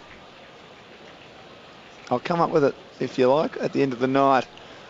If the listeners are interested, and you two, Oz, as Shaw kicks high. Comes down in the direction of O'Keefe. Hurry boot to ball. Tacking it hard. McGlynn. Scarlett comes the other way. Mackie offloaded as he foots it too. Straight to Taylor Hunter, high up and under in the middle of the ground here at the SCG. Gee, it's muddy now, isn't it, as Scarlett soccers it sideways. A foot race on the western side of the ground. Where's Wojcinski? You back him. Taylor Hunt leads in the race. Great tackling, McGlynn. Jars the ball free. Joel Corey's accosted. Intercepted well by Reid. Reid has an open goal. He has a ping from 40 to look at, but he misses to the Randwick end. The margin 10 points. So two really good opportunities there for the Swans. Both have gone begging. Sam Reid now with 3 behinds for the night. 6:9:45 Sydney. Geelong 8:7:55, close to three-quarter time. Kick back into play, short to Scarlett at centre half back, but he can run on. Get the hand pass over the top to Ling, who lost control of the footy. Giving it up here. Chance there for Rowan as Ling's hand pass missed the target. Rowan kicks it out in front of himself, then goes again. Hand pass cut off there by Enright. Tries to find Ottens at defensive 50, but it goes out of play for a boundary throw-in. So once again, just one little skill error and things can change very quickly in these conditions. Throw-in, 50 out from Sydney's goal. Left half forward. Ottens palms it down, taken by Smith. Left foot, snaps it round the body. Rowan, he dropped the mark, probably he should have taken. It's Milburn for the Cats. Hand pass, missed the target. Smith, hand pass to Jack. Shovels it out towards Rowan again. He can't get a handle on the footy. Maybe Jude Bolton can. No, socket out of his hands there by Varco. No kicking in danger. Podsiadly collects the ball really well. Flays it out wide. Chance for Christensen. They've got the loose player peeling off in Taylor. Christensen goes long instead. 70 metres out. Bouncing ball. Bouncing right to the line. And two players slide and crash into the fence. Menzel and Shaw. It's gone through for a behind only to the Cats. 8:8:56. Sydney 6:9:45. 26 gone in the third term. Good's a chance to mark. Good knock away, Mooney. Taken by Hanbury at the back on the left on the outer side for the Swans. A high ball. Bevan makes a contest. Falls to Bartel. Throws the ball in the boot. Kicks to half forward. Fisted away by Nick Smith. O'Keefe's there, but he can't lay the tackle. Comes out to Chapman. A hand pass from Christensen. Kicks inside 50. Sticky hands for the Cats. And taking the mark, Podsiadly on the lead. Yeah, great kick from Chapman, and we just saw just earlier Adam Goods tried to take a mark up in the air, up high, just with a wet ball, couldn't do it, and Podsiadly's been one. Probably him and Steve Johnson have been the ones that look like they've been handling a dry footy all night. That is a really good grab with some pressure, going full steam with a wet footy. Very good from Podsiadly. David Cloak's another one, Oz. Richmond and Collingwood. Players that have played 100 games with two clubs. 32 to go. Hunt for Taylor Hunt, that is, has just come off and had his forearm checked by the doctors as well. He's in a bit of pain, but they've given him the nod to go back out. Thanks, Shannon. Podsy Adley to increase the lead to 16. Just misses to the left-hand side. He was slightly right of centre, and that would have been a huge advantage for the Cats. They lead by 2 goals on Grandstand AFL, 8-9-57. The Swans 6-9-45. Shaw kicks it back in to Matner in the back pocket. They go down the line. Matner's long kick. Mumford up too early. Bevan, though, got the hand pass to Jude Bolton. Didn't quite hit the target. Bolton crashes in against Selwood. Good contest there on the wing. And the umpire will come in and call for a bounce. So just when it looked like Bolton was going to emerge with the footy through the wing, the handball just missed the target. Made it too difficult for Bolton. Ball thrown up. Bartel against Mumford. Mumford wins it down. There's a free kick off the footy. It's going Sydney's way. So play's continued on, but it has to come back for the Swans. Umpire just explaining what that's for. It's going to Mumford. And Adam Bartel's just knocked an umpire over, so we'll see how much that just cost him. Mumford up towards Bevan. Couldn't control it, but McVeigh does. Kicks up towards half forward for the Swans. Jetta at the back, forced to spoil. Front and centre was Ling. Hand pass to Milburn. Hand pass to Bartel. Bartel's kick back towards the wing. Dropping the mark was Reece Shaw. Mumford on hands and knees. Hand pass straight to Corey. And the Cats can go forward again. They're lifting Geelong. They sure are close to 3/4 time. Mark taken by Menzel. Wants to play on. Shows Johnson the ball. 2 youngsters on each other. In short to Kelly. Good pass. He slides forward, James Kelly. Third and the best and fairest last year at right half forward. He marks 55 from goal. 11-point lead at half-time to Adelaide over Port in Showdown 30. Keep you updated throughout the second half of that match on Grandstand. And James Kelly to give the Cats a massive lead on 3/4 times. Kicks close to the man on the mark. Doesn't quite have the distance. Knocked down on the goal square. It's kept alive. The Swans would love to knock it through if they can. Grundy's trying to do that. Lurking Christensen, Menzel off the ground. But luckily, Alex Johnson and McVeigh were right on the goal line. And it's a behind. 29 gone in the 3rd quarter. Could be very important. Behind 8-10-58 the Cats. The Swans 6-9-45. That was a bit dicey, wasn't it? As Reece Shaw kicks to himself and almost fumbled it. But he's got enough time to run away and kick out towards half-back over Mumford's head. And out of bounds, so we'll have a boundary thrown between half-back and wing for the Swans on the broadcast side. We're coming up to 29.5 minutes in this 3rd term. The 1st quarter went 32 minutes, the 2nd quarter 31. So maybe still a couple of minutes left for either team to get a goal. Throw in, one down by Mumford, straight down to a pack of players. Selwood tries to get a kick out of congestion, straight back into the pack. Players burrow in. Somehow Jude Bolton gets a quick kick out of it, the pack. Taken though by Chapman. Hand pass missed the target of Taylor Hunt. Back towards the wing now. Hunt is tackled by McGlynn. Has support from Enright, but he went without it. Josh Kennedy kicks it inside 50, but it's all Geelong. And Matthew Scarlett was the only player inside defensive 50. He took the easy mark. Wide to his great mate Milburn. Played a ton of football together. Milburn back to Scarlett between fullback and centre half-back, protecting the Randwick end. Takes goods on, steps around him comfortably, delivers into the middle, marking back edge centre square Steve Johnson. Turns McVeigh inside out, kicks to half forward. And Johnson just got a hand on that one. And it's Alex Johnson for the Swans, as the mark was almost completed. Menzel there. 8-10-58 Geelong on 3/4 time. Sydney 6-9-45. And for the Cats, Wojcinski's kicked a couple. Vargo, Menzel, Johnson, Podsy Adley, Chapman, and also Enright have scored for the Cats today. While for the Swans, their goal scorers, it's been pretty tough work out there for them. 2 to Bevan, goals to Goods, 2 to Mumford, and also O'Keefe. They could be heading for their 4th win in a row at the start of the season. Sydney 6-9-45. Okay, so the Cats 13 points up as we start the final term here at the SCG. And it's the Cats that go forward with a kick off the ground, but it's taken by Reece Shaw. He'll kick back to the wing. Steve Johnson juggles the mark, though, for Geelong. Kick inside 50. Wants Podsiadly on a long lead. Courage shown on that occasion by Nick Smith. Prevented Podsiadly taking the mark.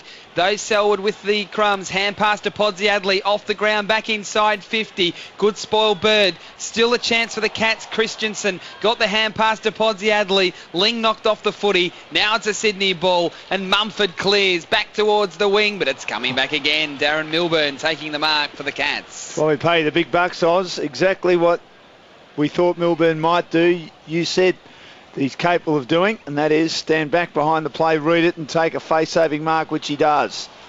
Kicks towards the half-forward flank mark, dropped by Menzel of the Cats. Nick Smith picks it up, hooks around the body, but blindly for the Swans. And Steve Johnson marks half-forward flank on the outer side. Brings it back to whence it came. Podsiadly!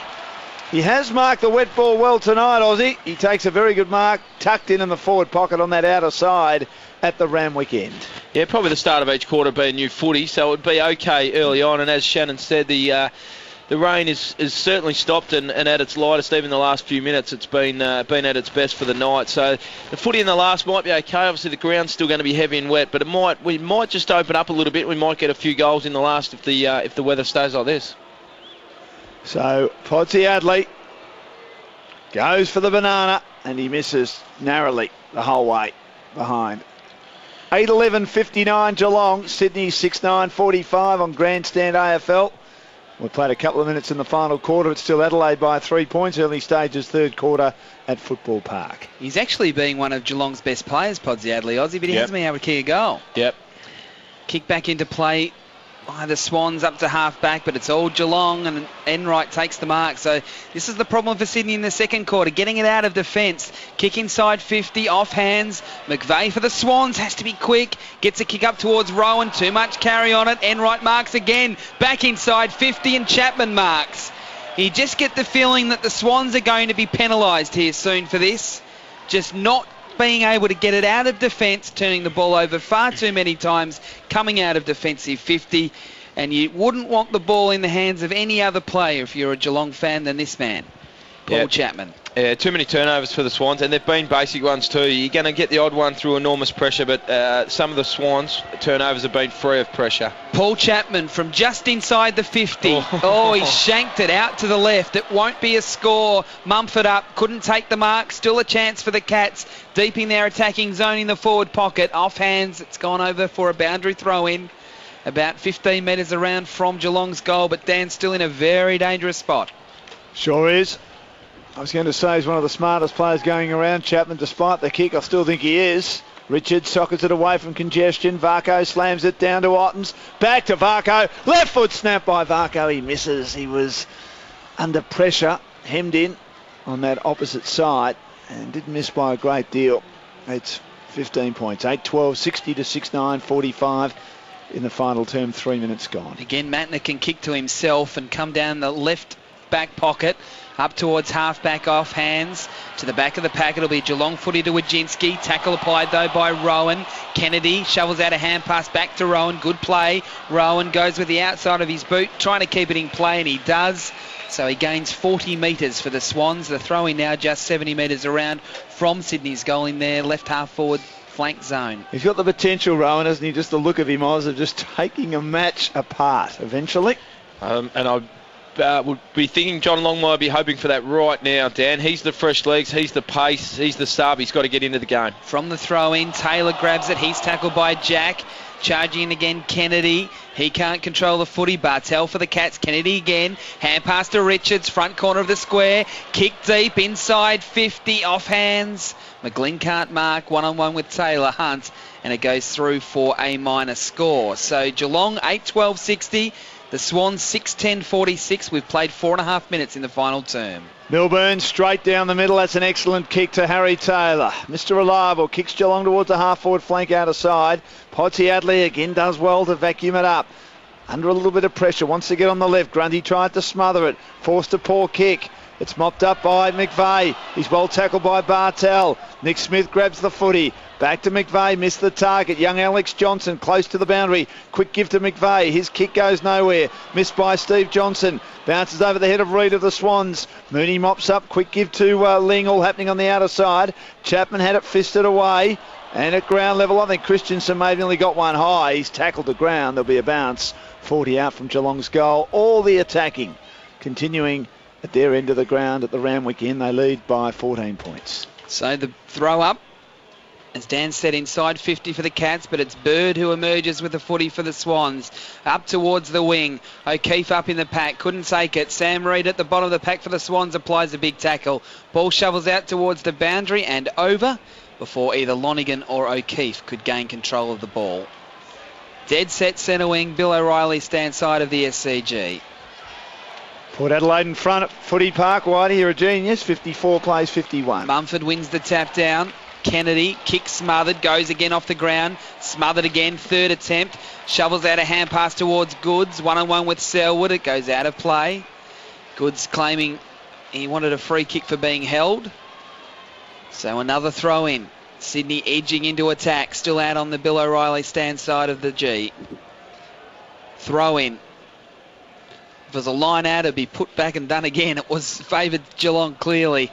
Jack for the Swans gets it. Hand passes it to McVeigh. High kick inside 50. Chance for the Swans. Up in the pack. Reid couldn't complete the mark. Lonigan and Jetta there. They slide in. The ball goes over for a boundary throwing, but now inside 50 for the Swans in their right forward pocket. Approaching 7 minutes in the final term. It is still the Cats by 14 points. Need one urgently, the Swans. Mumford, two hands it down to Bird. Quick hands to Kennedy. Now to O'Keefe. He's had a quiet day. A hand pass close to the boundary to Drew Bolton. Back to O'Keefe. Well tackled. Going nowhere in a hurry. Goods is claiming he's pulled the body back, saying he should get a free kick. He's on the bottom of the pack. Emerging with it, Kennedy. Close to the boundary, out of side. Kicks inside 50. Scala puts the body on the line. Mooney doing likewise. Two hard nuts and veterans there. Now Lonigan a hand pass defensively to Steve Johnson near the goal square. Got tackled. Gave it to Scarlett in a hurry. Hand pass to Ling and he kicks into bodies and has it smothered. And it's rushed through for a behind. A smother by Jude Bolton. Lots of experience there from both sides. Geelong 8-12-60. Sydney 6-11-47. The Cats onto it quickly. They've worked it towards the broadcast wing, but it's a Sydney ball to Richards. Kicks back towards half forward. Rowan in front. Couldn't take the mark. Well read by Kennedy. Hand passes towards his former Hawthorn teammate McGlynn. Bouncing footy on the left foot to Goods. He collects. Gets the hand pass away to Bird. Now back to Kennedy. Spirals a kick towards goal. He's got it! Josh Kennedy has played an absolute blinder for the Swans. And he keeps Sydney in it. From 40 metres, standing start, kick at goal, under pressure. Well done, Josh Kennedy. Sydney 7-11-53, Geelong 8-12-60. We've played 8 minutes in the final term. Kennedy's had 9 possessions for this quarter. He's had a ripper, Josh Kennedy. Even in that passage of play there, he finished with the goal. But the kick went into Rowan and it was a good spoil from behind. 25. Kennedy got the possession at front, got the front and square, dished it to a St Kilda Sydney teammate, followed it up and finished with a goal. We mentioned a couple of times, obviously with the conditions and the scorings being low, that Sydney are not out of it, and it's only 7 points now. Another goal to Port Adelaide. They lead by 10 points. Kick by the Cats out of the middle. Reece Shaw's in the road, marking in the back pocket for the Swans. He loves to take them on, as Ozzy mentioned. Brings it to the western side wing position. In right, underneath it, can't mark it. In front, Bird. Got taken in the tackle, going nowhere. There'll be a stalemate and a ball up. Crowd has found their voice here, Dan, too. It reminds me of the Essendon game a couple of weeks ago. Tap down. Selwood close to the boundary. Hooks it inside 50. Taken by Richards here. Podsiadly have had a great battle. Richards can't get around Podsiadly, who held his line. Richards tried to fend him off. Now he soccers the ball after losing control of it. Straight to Chapman. Kicks it long to a 1-on-2 situation against the Cats, and Grundy takes a terrific mark. The pack crashed, allowing him to mark virtually unopposed in the end. Kicks towards the wing, looking for Lewis Jetta. Had it knocked away by Mackie. Slips to Enright. Handballs to Scarlett. Handballs to Ling. Ling 40 out. A captain's goal by Ling. You betcha, at the Randwick end for the Cats. Geelong with a reply. Could be the one that gets them home. Deathly silence at the SCG with a few boos. 9-12-66 Geelong. Sydney 7-11-53 on Grandstand AFL. Yeah, huge goal from Geelong's captain there. Sydney were certainly coming. They're fighting, not out of it, but that is a huge goal for the Cats, and it's a different type of turnover. I thought Grundy's kick was okay. He didn't really have much of an option. He put it out to Jetta. I just don't think Jetta's physicality in the contest. He's never going to be strong, but he just allowed Geelong to move the footy inside 50 too easy. The Swans had possession, and it was just too easy for Geelong to turn it over and bring it back inside 50. And it was a very good finish from Lingy. He was on the run and under pressure. Thrown up in the muddy middle. It's Goods who gets the clearance, kicking it off the ground to centre half forward. Ricochets back out towards Selwood though for the Cats. Bouncing footy into the middle. Chapman there couldn't quite get a handle on the footy. He's tackled by 3 Sydney players in the end, and will have another bounce or a throw up inside the centre square. White and Ottens. Ottens grabs it out of the ruck. Quick kick is clever. It's inside 50 for the Cats. Round the body from Christensen. Podsy Adley, one arm, yes! He's paid it, as he should. Terrific mark, a test of strength. Richards and Podsy Adley one-on-one.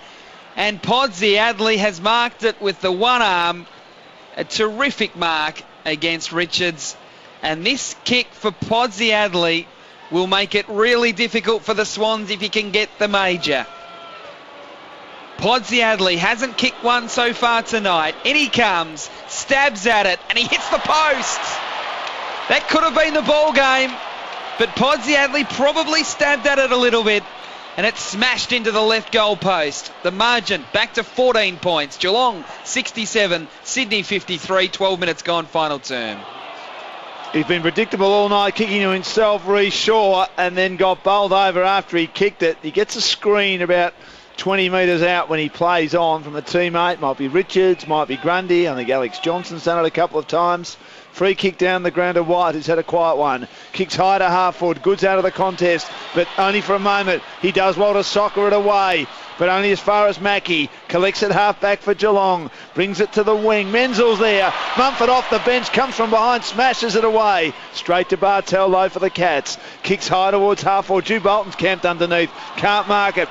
Through the legs of Matner. Steve Johnson on the up. A little flick towards Menzel. Can't control it out of bounds.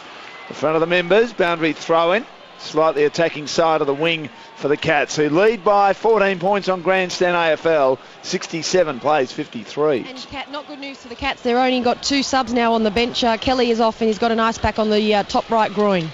Okay, so that's bad news for Geelong. Bartel, third man up, wins the tap to the 50. Grabbed well by Hanbury, though, for Sydney. Hand passes to Bevan. Has to be a precise kick, and it is. Into the corridor to Rhys Shaw. And he'll go wide as they try and transfer play. They've got the loose man in Richards or Shaw.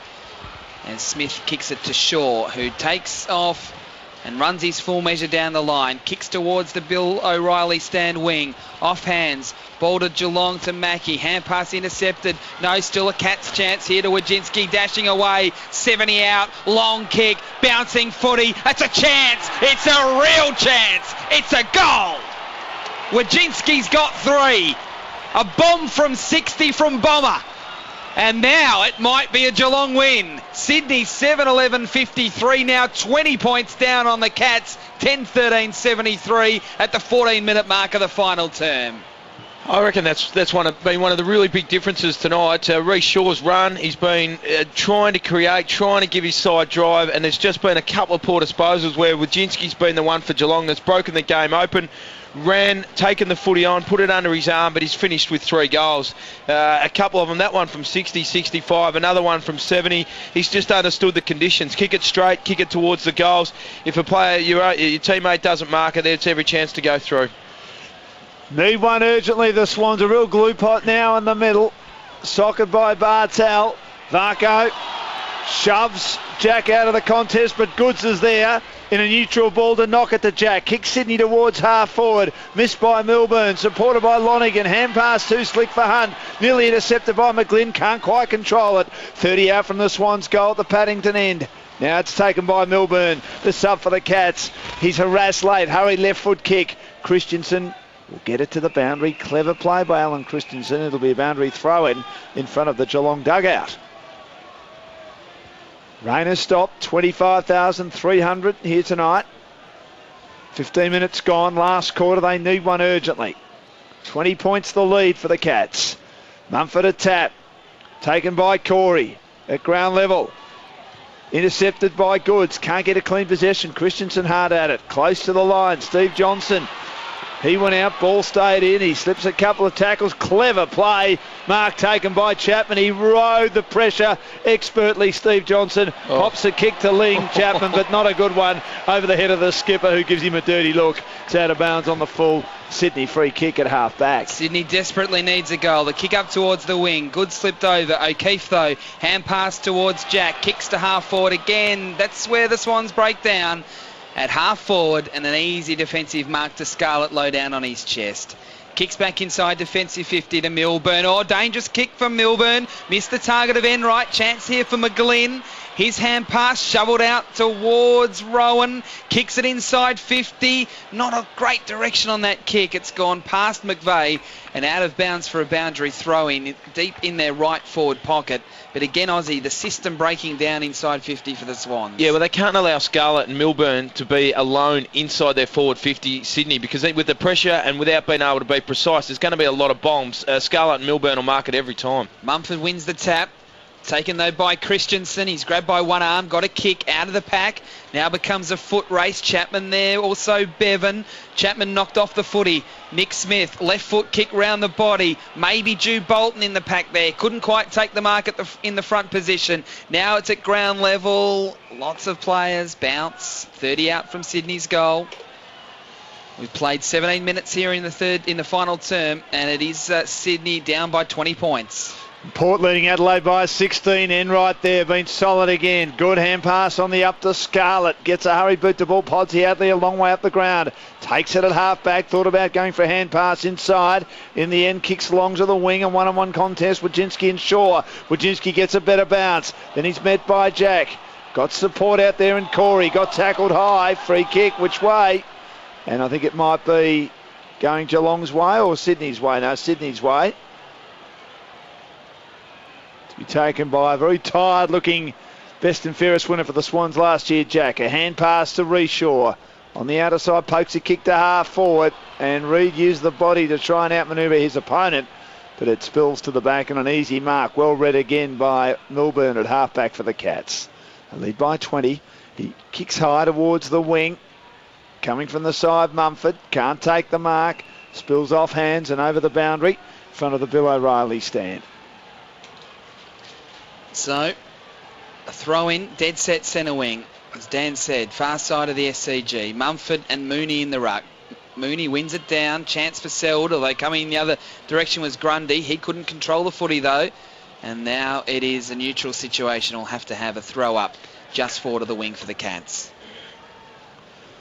Lots of tired players now, but it does look like it's going to be a Geelong victory. Mumford winning the tap down to Kennedy. Kennedy's bouncing footy towards half forward. Meeting it well, though, for the Cats was Milburn. Hand passes over the top to Christensen. Now to Corey, close to the boundary. Dinky little kick inside 50. Bartel couldn't take the mark, but he is first to recover. Shovels it to Wattens. Now to Podsy Adley. Now kick a goal, Podsy Adley.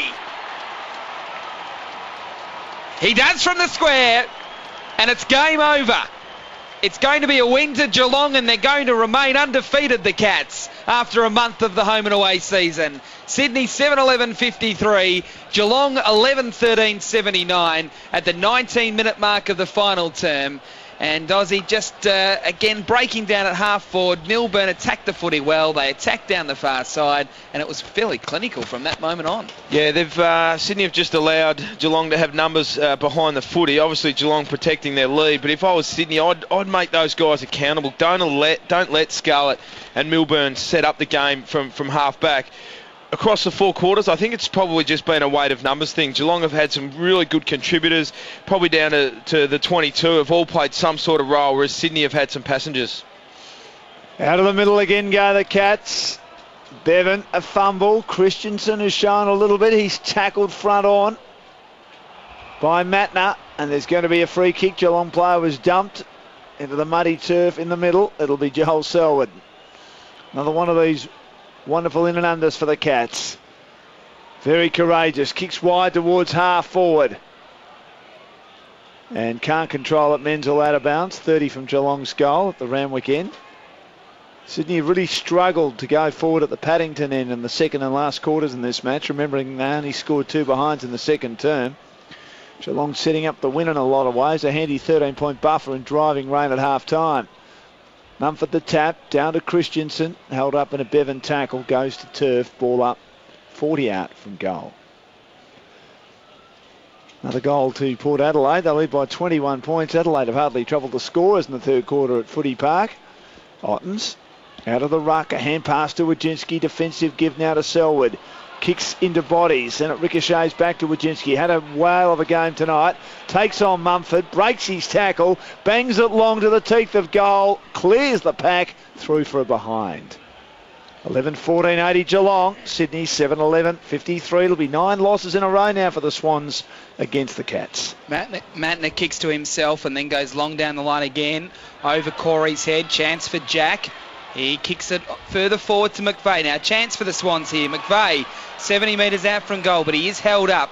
Their forward line all sucked up, so he has to wait. Then kick inside the 50, and McGlynn marks on the lead. Just on the 50, we'll have to kick from probably 51 metres. He goes short.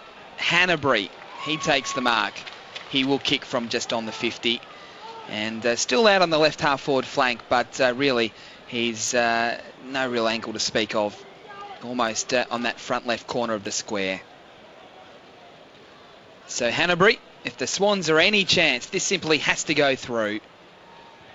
Kick on its way, it's out to the left, never coming back, and it is through for a minus score. So Sydney 7-12-54, Geelong 11-14-80, so a 26-point advantage to the Cats, and we've played 22 minutes in the final term.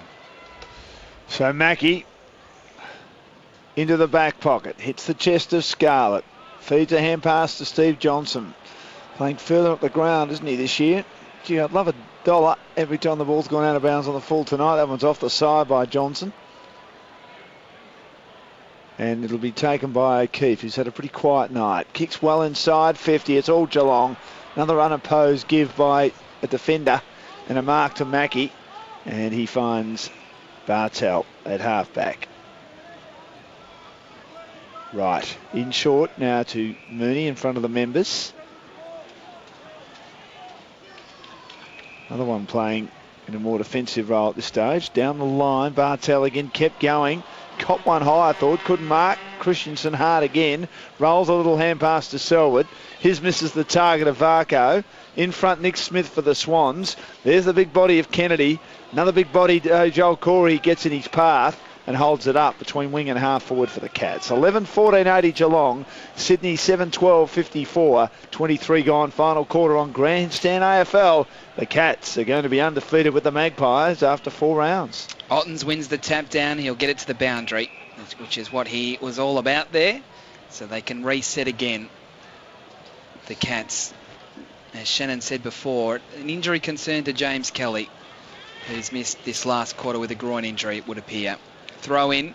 Mumford wins the tap down, though, to Ling, and Ling will kick it back to the boundary, and we'll do it all again.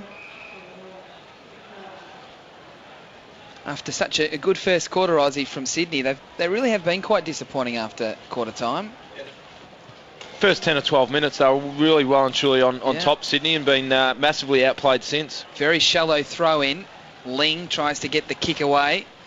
Can't do so successfully, and it's Johnson eventually for the Sydney Swans. Again, a 2-on-1.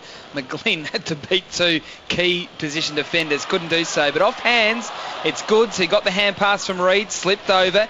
Now to Hanbury, 60 out, kicks to the top of the goal square, not quite enough carry on it. Jetta was the man, but reading it really well was Taylor Hunt, who just got in front and took the mark in the last line of defence for the Cats. Gee, their defenders read it well. The young players learn from the experienced campaigners. That's a good kick, and flying high, Joel Selwood. 3 Sydney players, they all slipped over. Kicks it wide to Chapman in front of our commentary position. What a wonderful player this fellow is. He delivers over the top to Ottens. We'll celebrate game 100 for the Cats tonight in fine style. 24 gone, final quarter. Kicks high towards half forward. Bartel works his way to the front, but Podsiadly climbs over him and marks on his chest again. He'll deliver it to Varco on a lead. Centre half forward, 40 from goal. He can give them more breathing space, even though we've known for a few minutes that the Cats were going to win and win quite comfortably. 3 leads then from Varco before it was finally honoured. Worked really hard inside 50 to get that ball. 26-point lead. Travis Varco on the 50, off the boot, it's wide behind. 11:15.81, Sydney 7:12.54 at the 26-minute mark. So it just looks like really playing out time now. 25, nearly 26 gone in the final term. It's going to be a Geelong victory at the SCG. And the Cats will go 4 and zip. Matner again kicks to himself and again comes to the left side. Up towards half-back. Otten's dropped the mark he should have taken. Now he has to really work hard to try and prize it free. He can. Hand pass to Corey. Over his head towards Steve Johnson. He fumbled it. Rowan got the hand pass to Jack. Inboard hand pass to Kennedy. Kennedy down the line. McGlynn's the target. Bad kick out on the full. And it's all starting to unravel now for the Swans. There's the free kick to be taken by Taylor Hunt. He'll go inside defensive 50 to Scarlett. They'll try and transfer play. Or will they go down the middle? They'll go down the middle instead.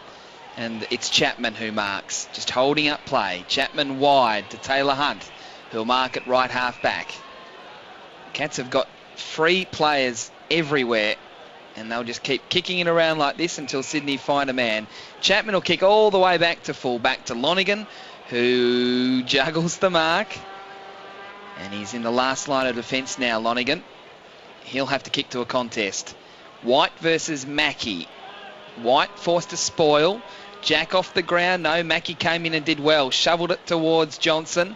He got the hand pass to Taylor Hunt. Up towards, just forward of the wing. Podsiadly dropped the mark, but gets a free kick. Advantage paid. Bartell's kick to the middle.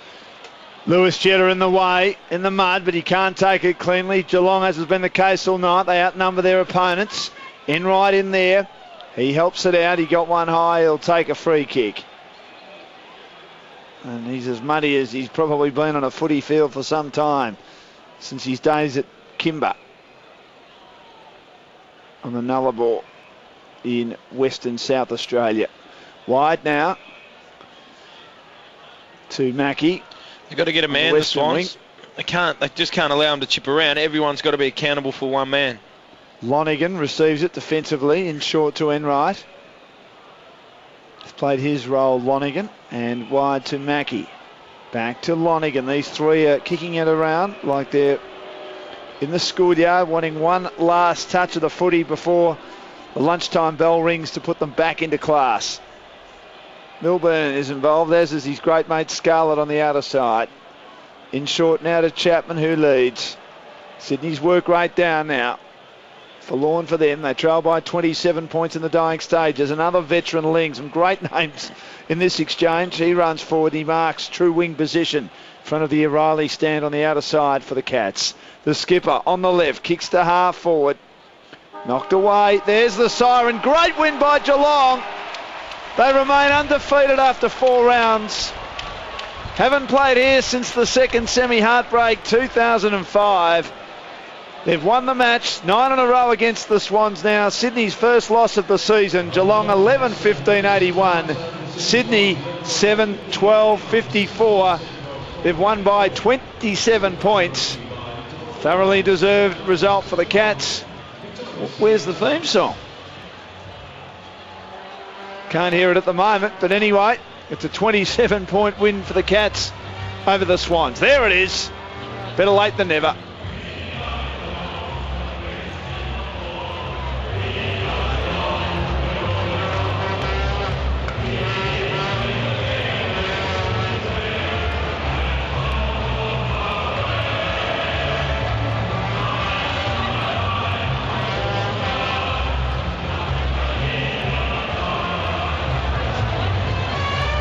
Well, Sydney led at quarter time. The Cats, though, 3-0 in the second, set it up. They had a handy break at half-time. And from then on, Sydney were always playing catch-up footy. And in the end, Geelong just a little bit too good. 11-15-81 to 7-12-54. Wojcinski kicked 3 for the Cats. Chapman kicked 2. Singles to Enright, Johnson, Ling. Also scoring goals for them today, Menzel and Varco, and a good performance by the Cats. While for the Swans, they certainly shed it around the Cats. 2 to Bevan, 2 to Mumford, singles to Goods, O'Keefe and Josh Kennedy. So a 27-point lead to the Cats, 11-15-81. Sydney 7-12-54. And Aussie, they deserve that win.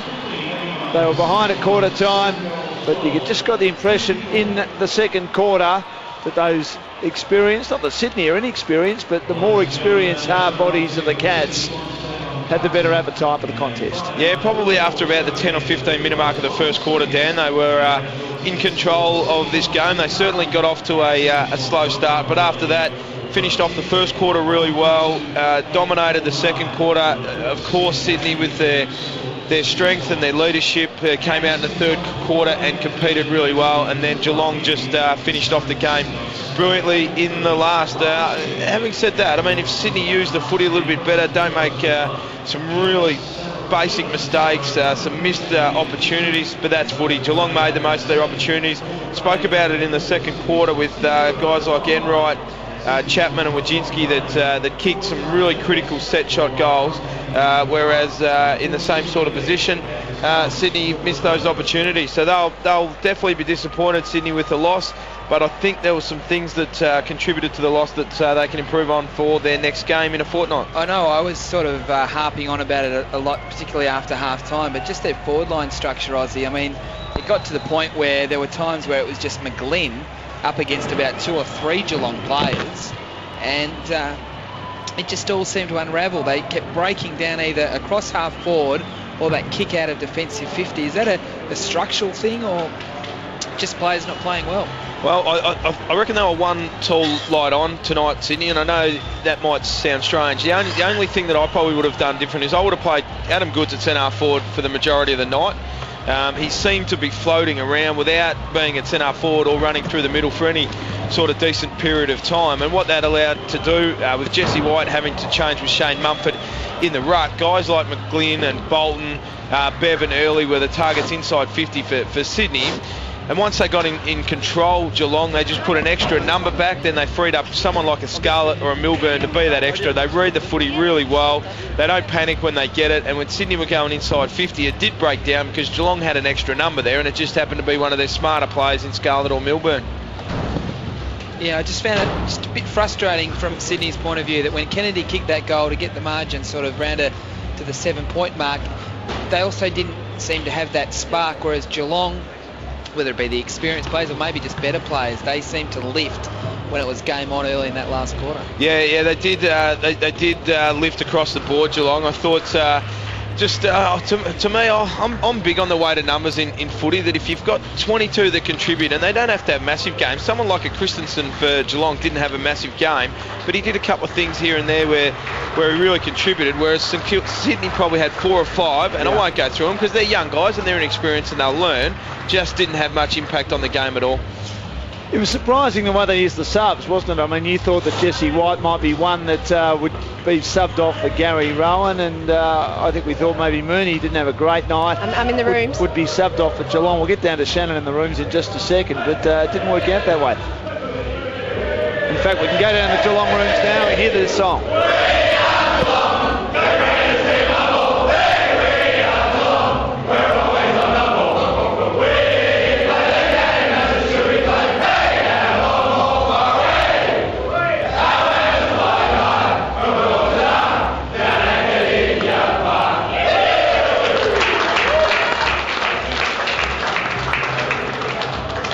Pretty happy about that down in the Geelong rooms. They sung it robustly, Oz. But I mean, it's interesting. I mean, we've been critical of the sub, but it's been a talking point. It'll continue to be a talking point because I think every match we go to, we'll be dying to know how teams are going to use their sub. And as the year goes on, I'm sure they'll have a plan in place.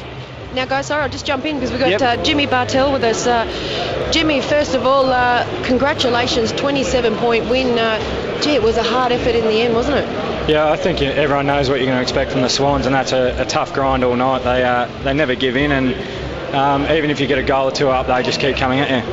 Now, tough conditions, not only for us, we were there with you out on the boundary with the rain and the cold weather.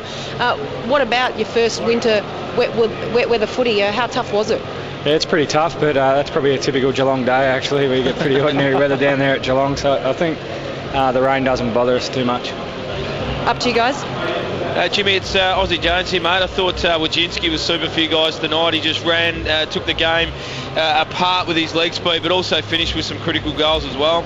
Yeah, those sort of players, as we know, early in the year become pretty important, who can, sort of carry over the line or those zones and kick the ball deep to get into some space, because you normally have one-on-ones, really forward the ball with the way sides are setting up defensively. So he's vitally important to us. We spoke pre-match about how the senior blokes, the senior core of older blokes like yourself, seem to be rejuvenated under Chris Scott. Obviously that comes with a new coach, but what are some of the things that he's doing that seems to have Geelong up and about at the moment?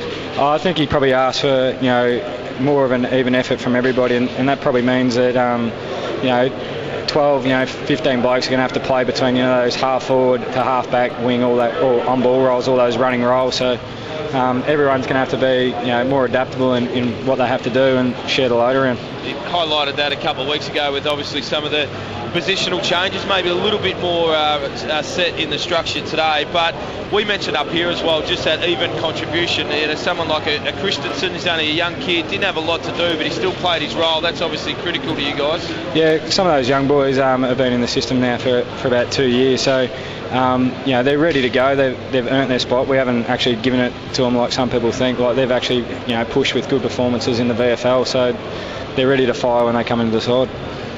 Jimmy, you haven't played here for a long time, but I suppose at the end of the day, a footy ground's like a footy ground, isn't it? That doesn't really come into it, considering Sydney's very good record here.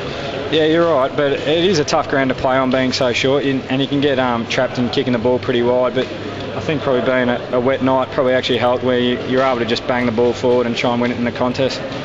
Jimmy, what about the hard slog with only having 3 on the bench? This is, I guess, a new experience for you this year.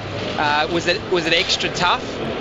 Yeah, it is hard, but I guess it's hard for every other side in the competition, and it's just something we all have to deal with. And I think we can see, last quarter the games are coming to a bit of a grind, and blokes are hands on hips and just hacking it forward. So there's not going to be some pretty last quarters, I think, this year. Just James Podsiadly, he only kicked the 1 goal tonight, but his hands in those conditions were quite extraordinary. Would he be the best mark you've got at the club? Yeah, he definitely have to be. I think someone should check his glove tonight. I don't know how that was sticking so easily. That was pretty impressive. But just creating a contest, because we've got some dangerous small forwards who just live off being at the feet of him, trying to snap a goal. You've won 4 in a row. You're undefeated so far this year. With the transition of coaches, you still think you've got a fair bit of improvement to come? Yeah, we're under no illusions where we're at. We're not getting ahead of ourselves. Like, the first 2 games could have gone either way, and we've got a lot to work on, but probably the bonus is we've managed to scrape over the line in a positive result, so hopefully we can keep building from there, and we've got a big clash this week against the Hawks. So what's the preparation going to be like? It's a longer break. What is it, 10 days, Easter Tuesday? Yeah, probably have a few Easter eggs and hot cross buns and eat up. But no, we'll have just the usual program, probably a day off couple of days off during the week, but maybe get some Ks in the legs early in the week. Jimmy, congratulations on the win. Well done. Thanks for joining us. Thanks, guys. Jimmy Bartell, one of the stars, and they're saying the footy club, he's seen as one of their stars, Oz, but when you talk about him, he's probably underrated slightly. He's a magnificent player, isn't he, particularly in these conditions? Yeah, it is funny, isn't it? You rate him highly, you've got him right up there with the elite, and he's a Brownlow medalist, and yeah, sometimes you just think that he probably doesn't get the credit he deserves, but I think if you know footy and you're in footy, you rate Jimmy Bartell as one of the best players in the comp. I thought, Ozzy, one of the real interesting things that Jimmy said then was exactly what you were saying earlier about having an even contribution from everybody as much as that's possible. And I guess if you do look at the stats, but just even look at general play, Sydney maybe have had 7 or 8 players that were significantly down on the night from the normal input, whereas Geelong, not necessarily a massive night for Selwood or for Corey or for Kelly, but they all did their job. Yep, absolutely spot on, Whitey. I just think, you might get out to 7 or 8 of the Sydney guys that didn't have real shockers, but didn't have a massive contribution on the game. I mean, we spoke about some turnovers and some basic mistakes they made, but I sort of feel if you get the 22 to contribute in some sort of way, and I sort of spoke about Christensen, who's had 11 possessions in the end, just sort of came in and out of the game.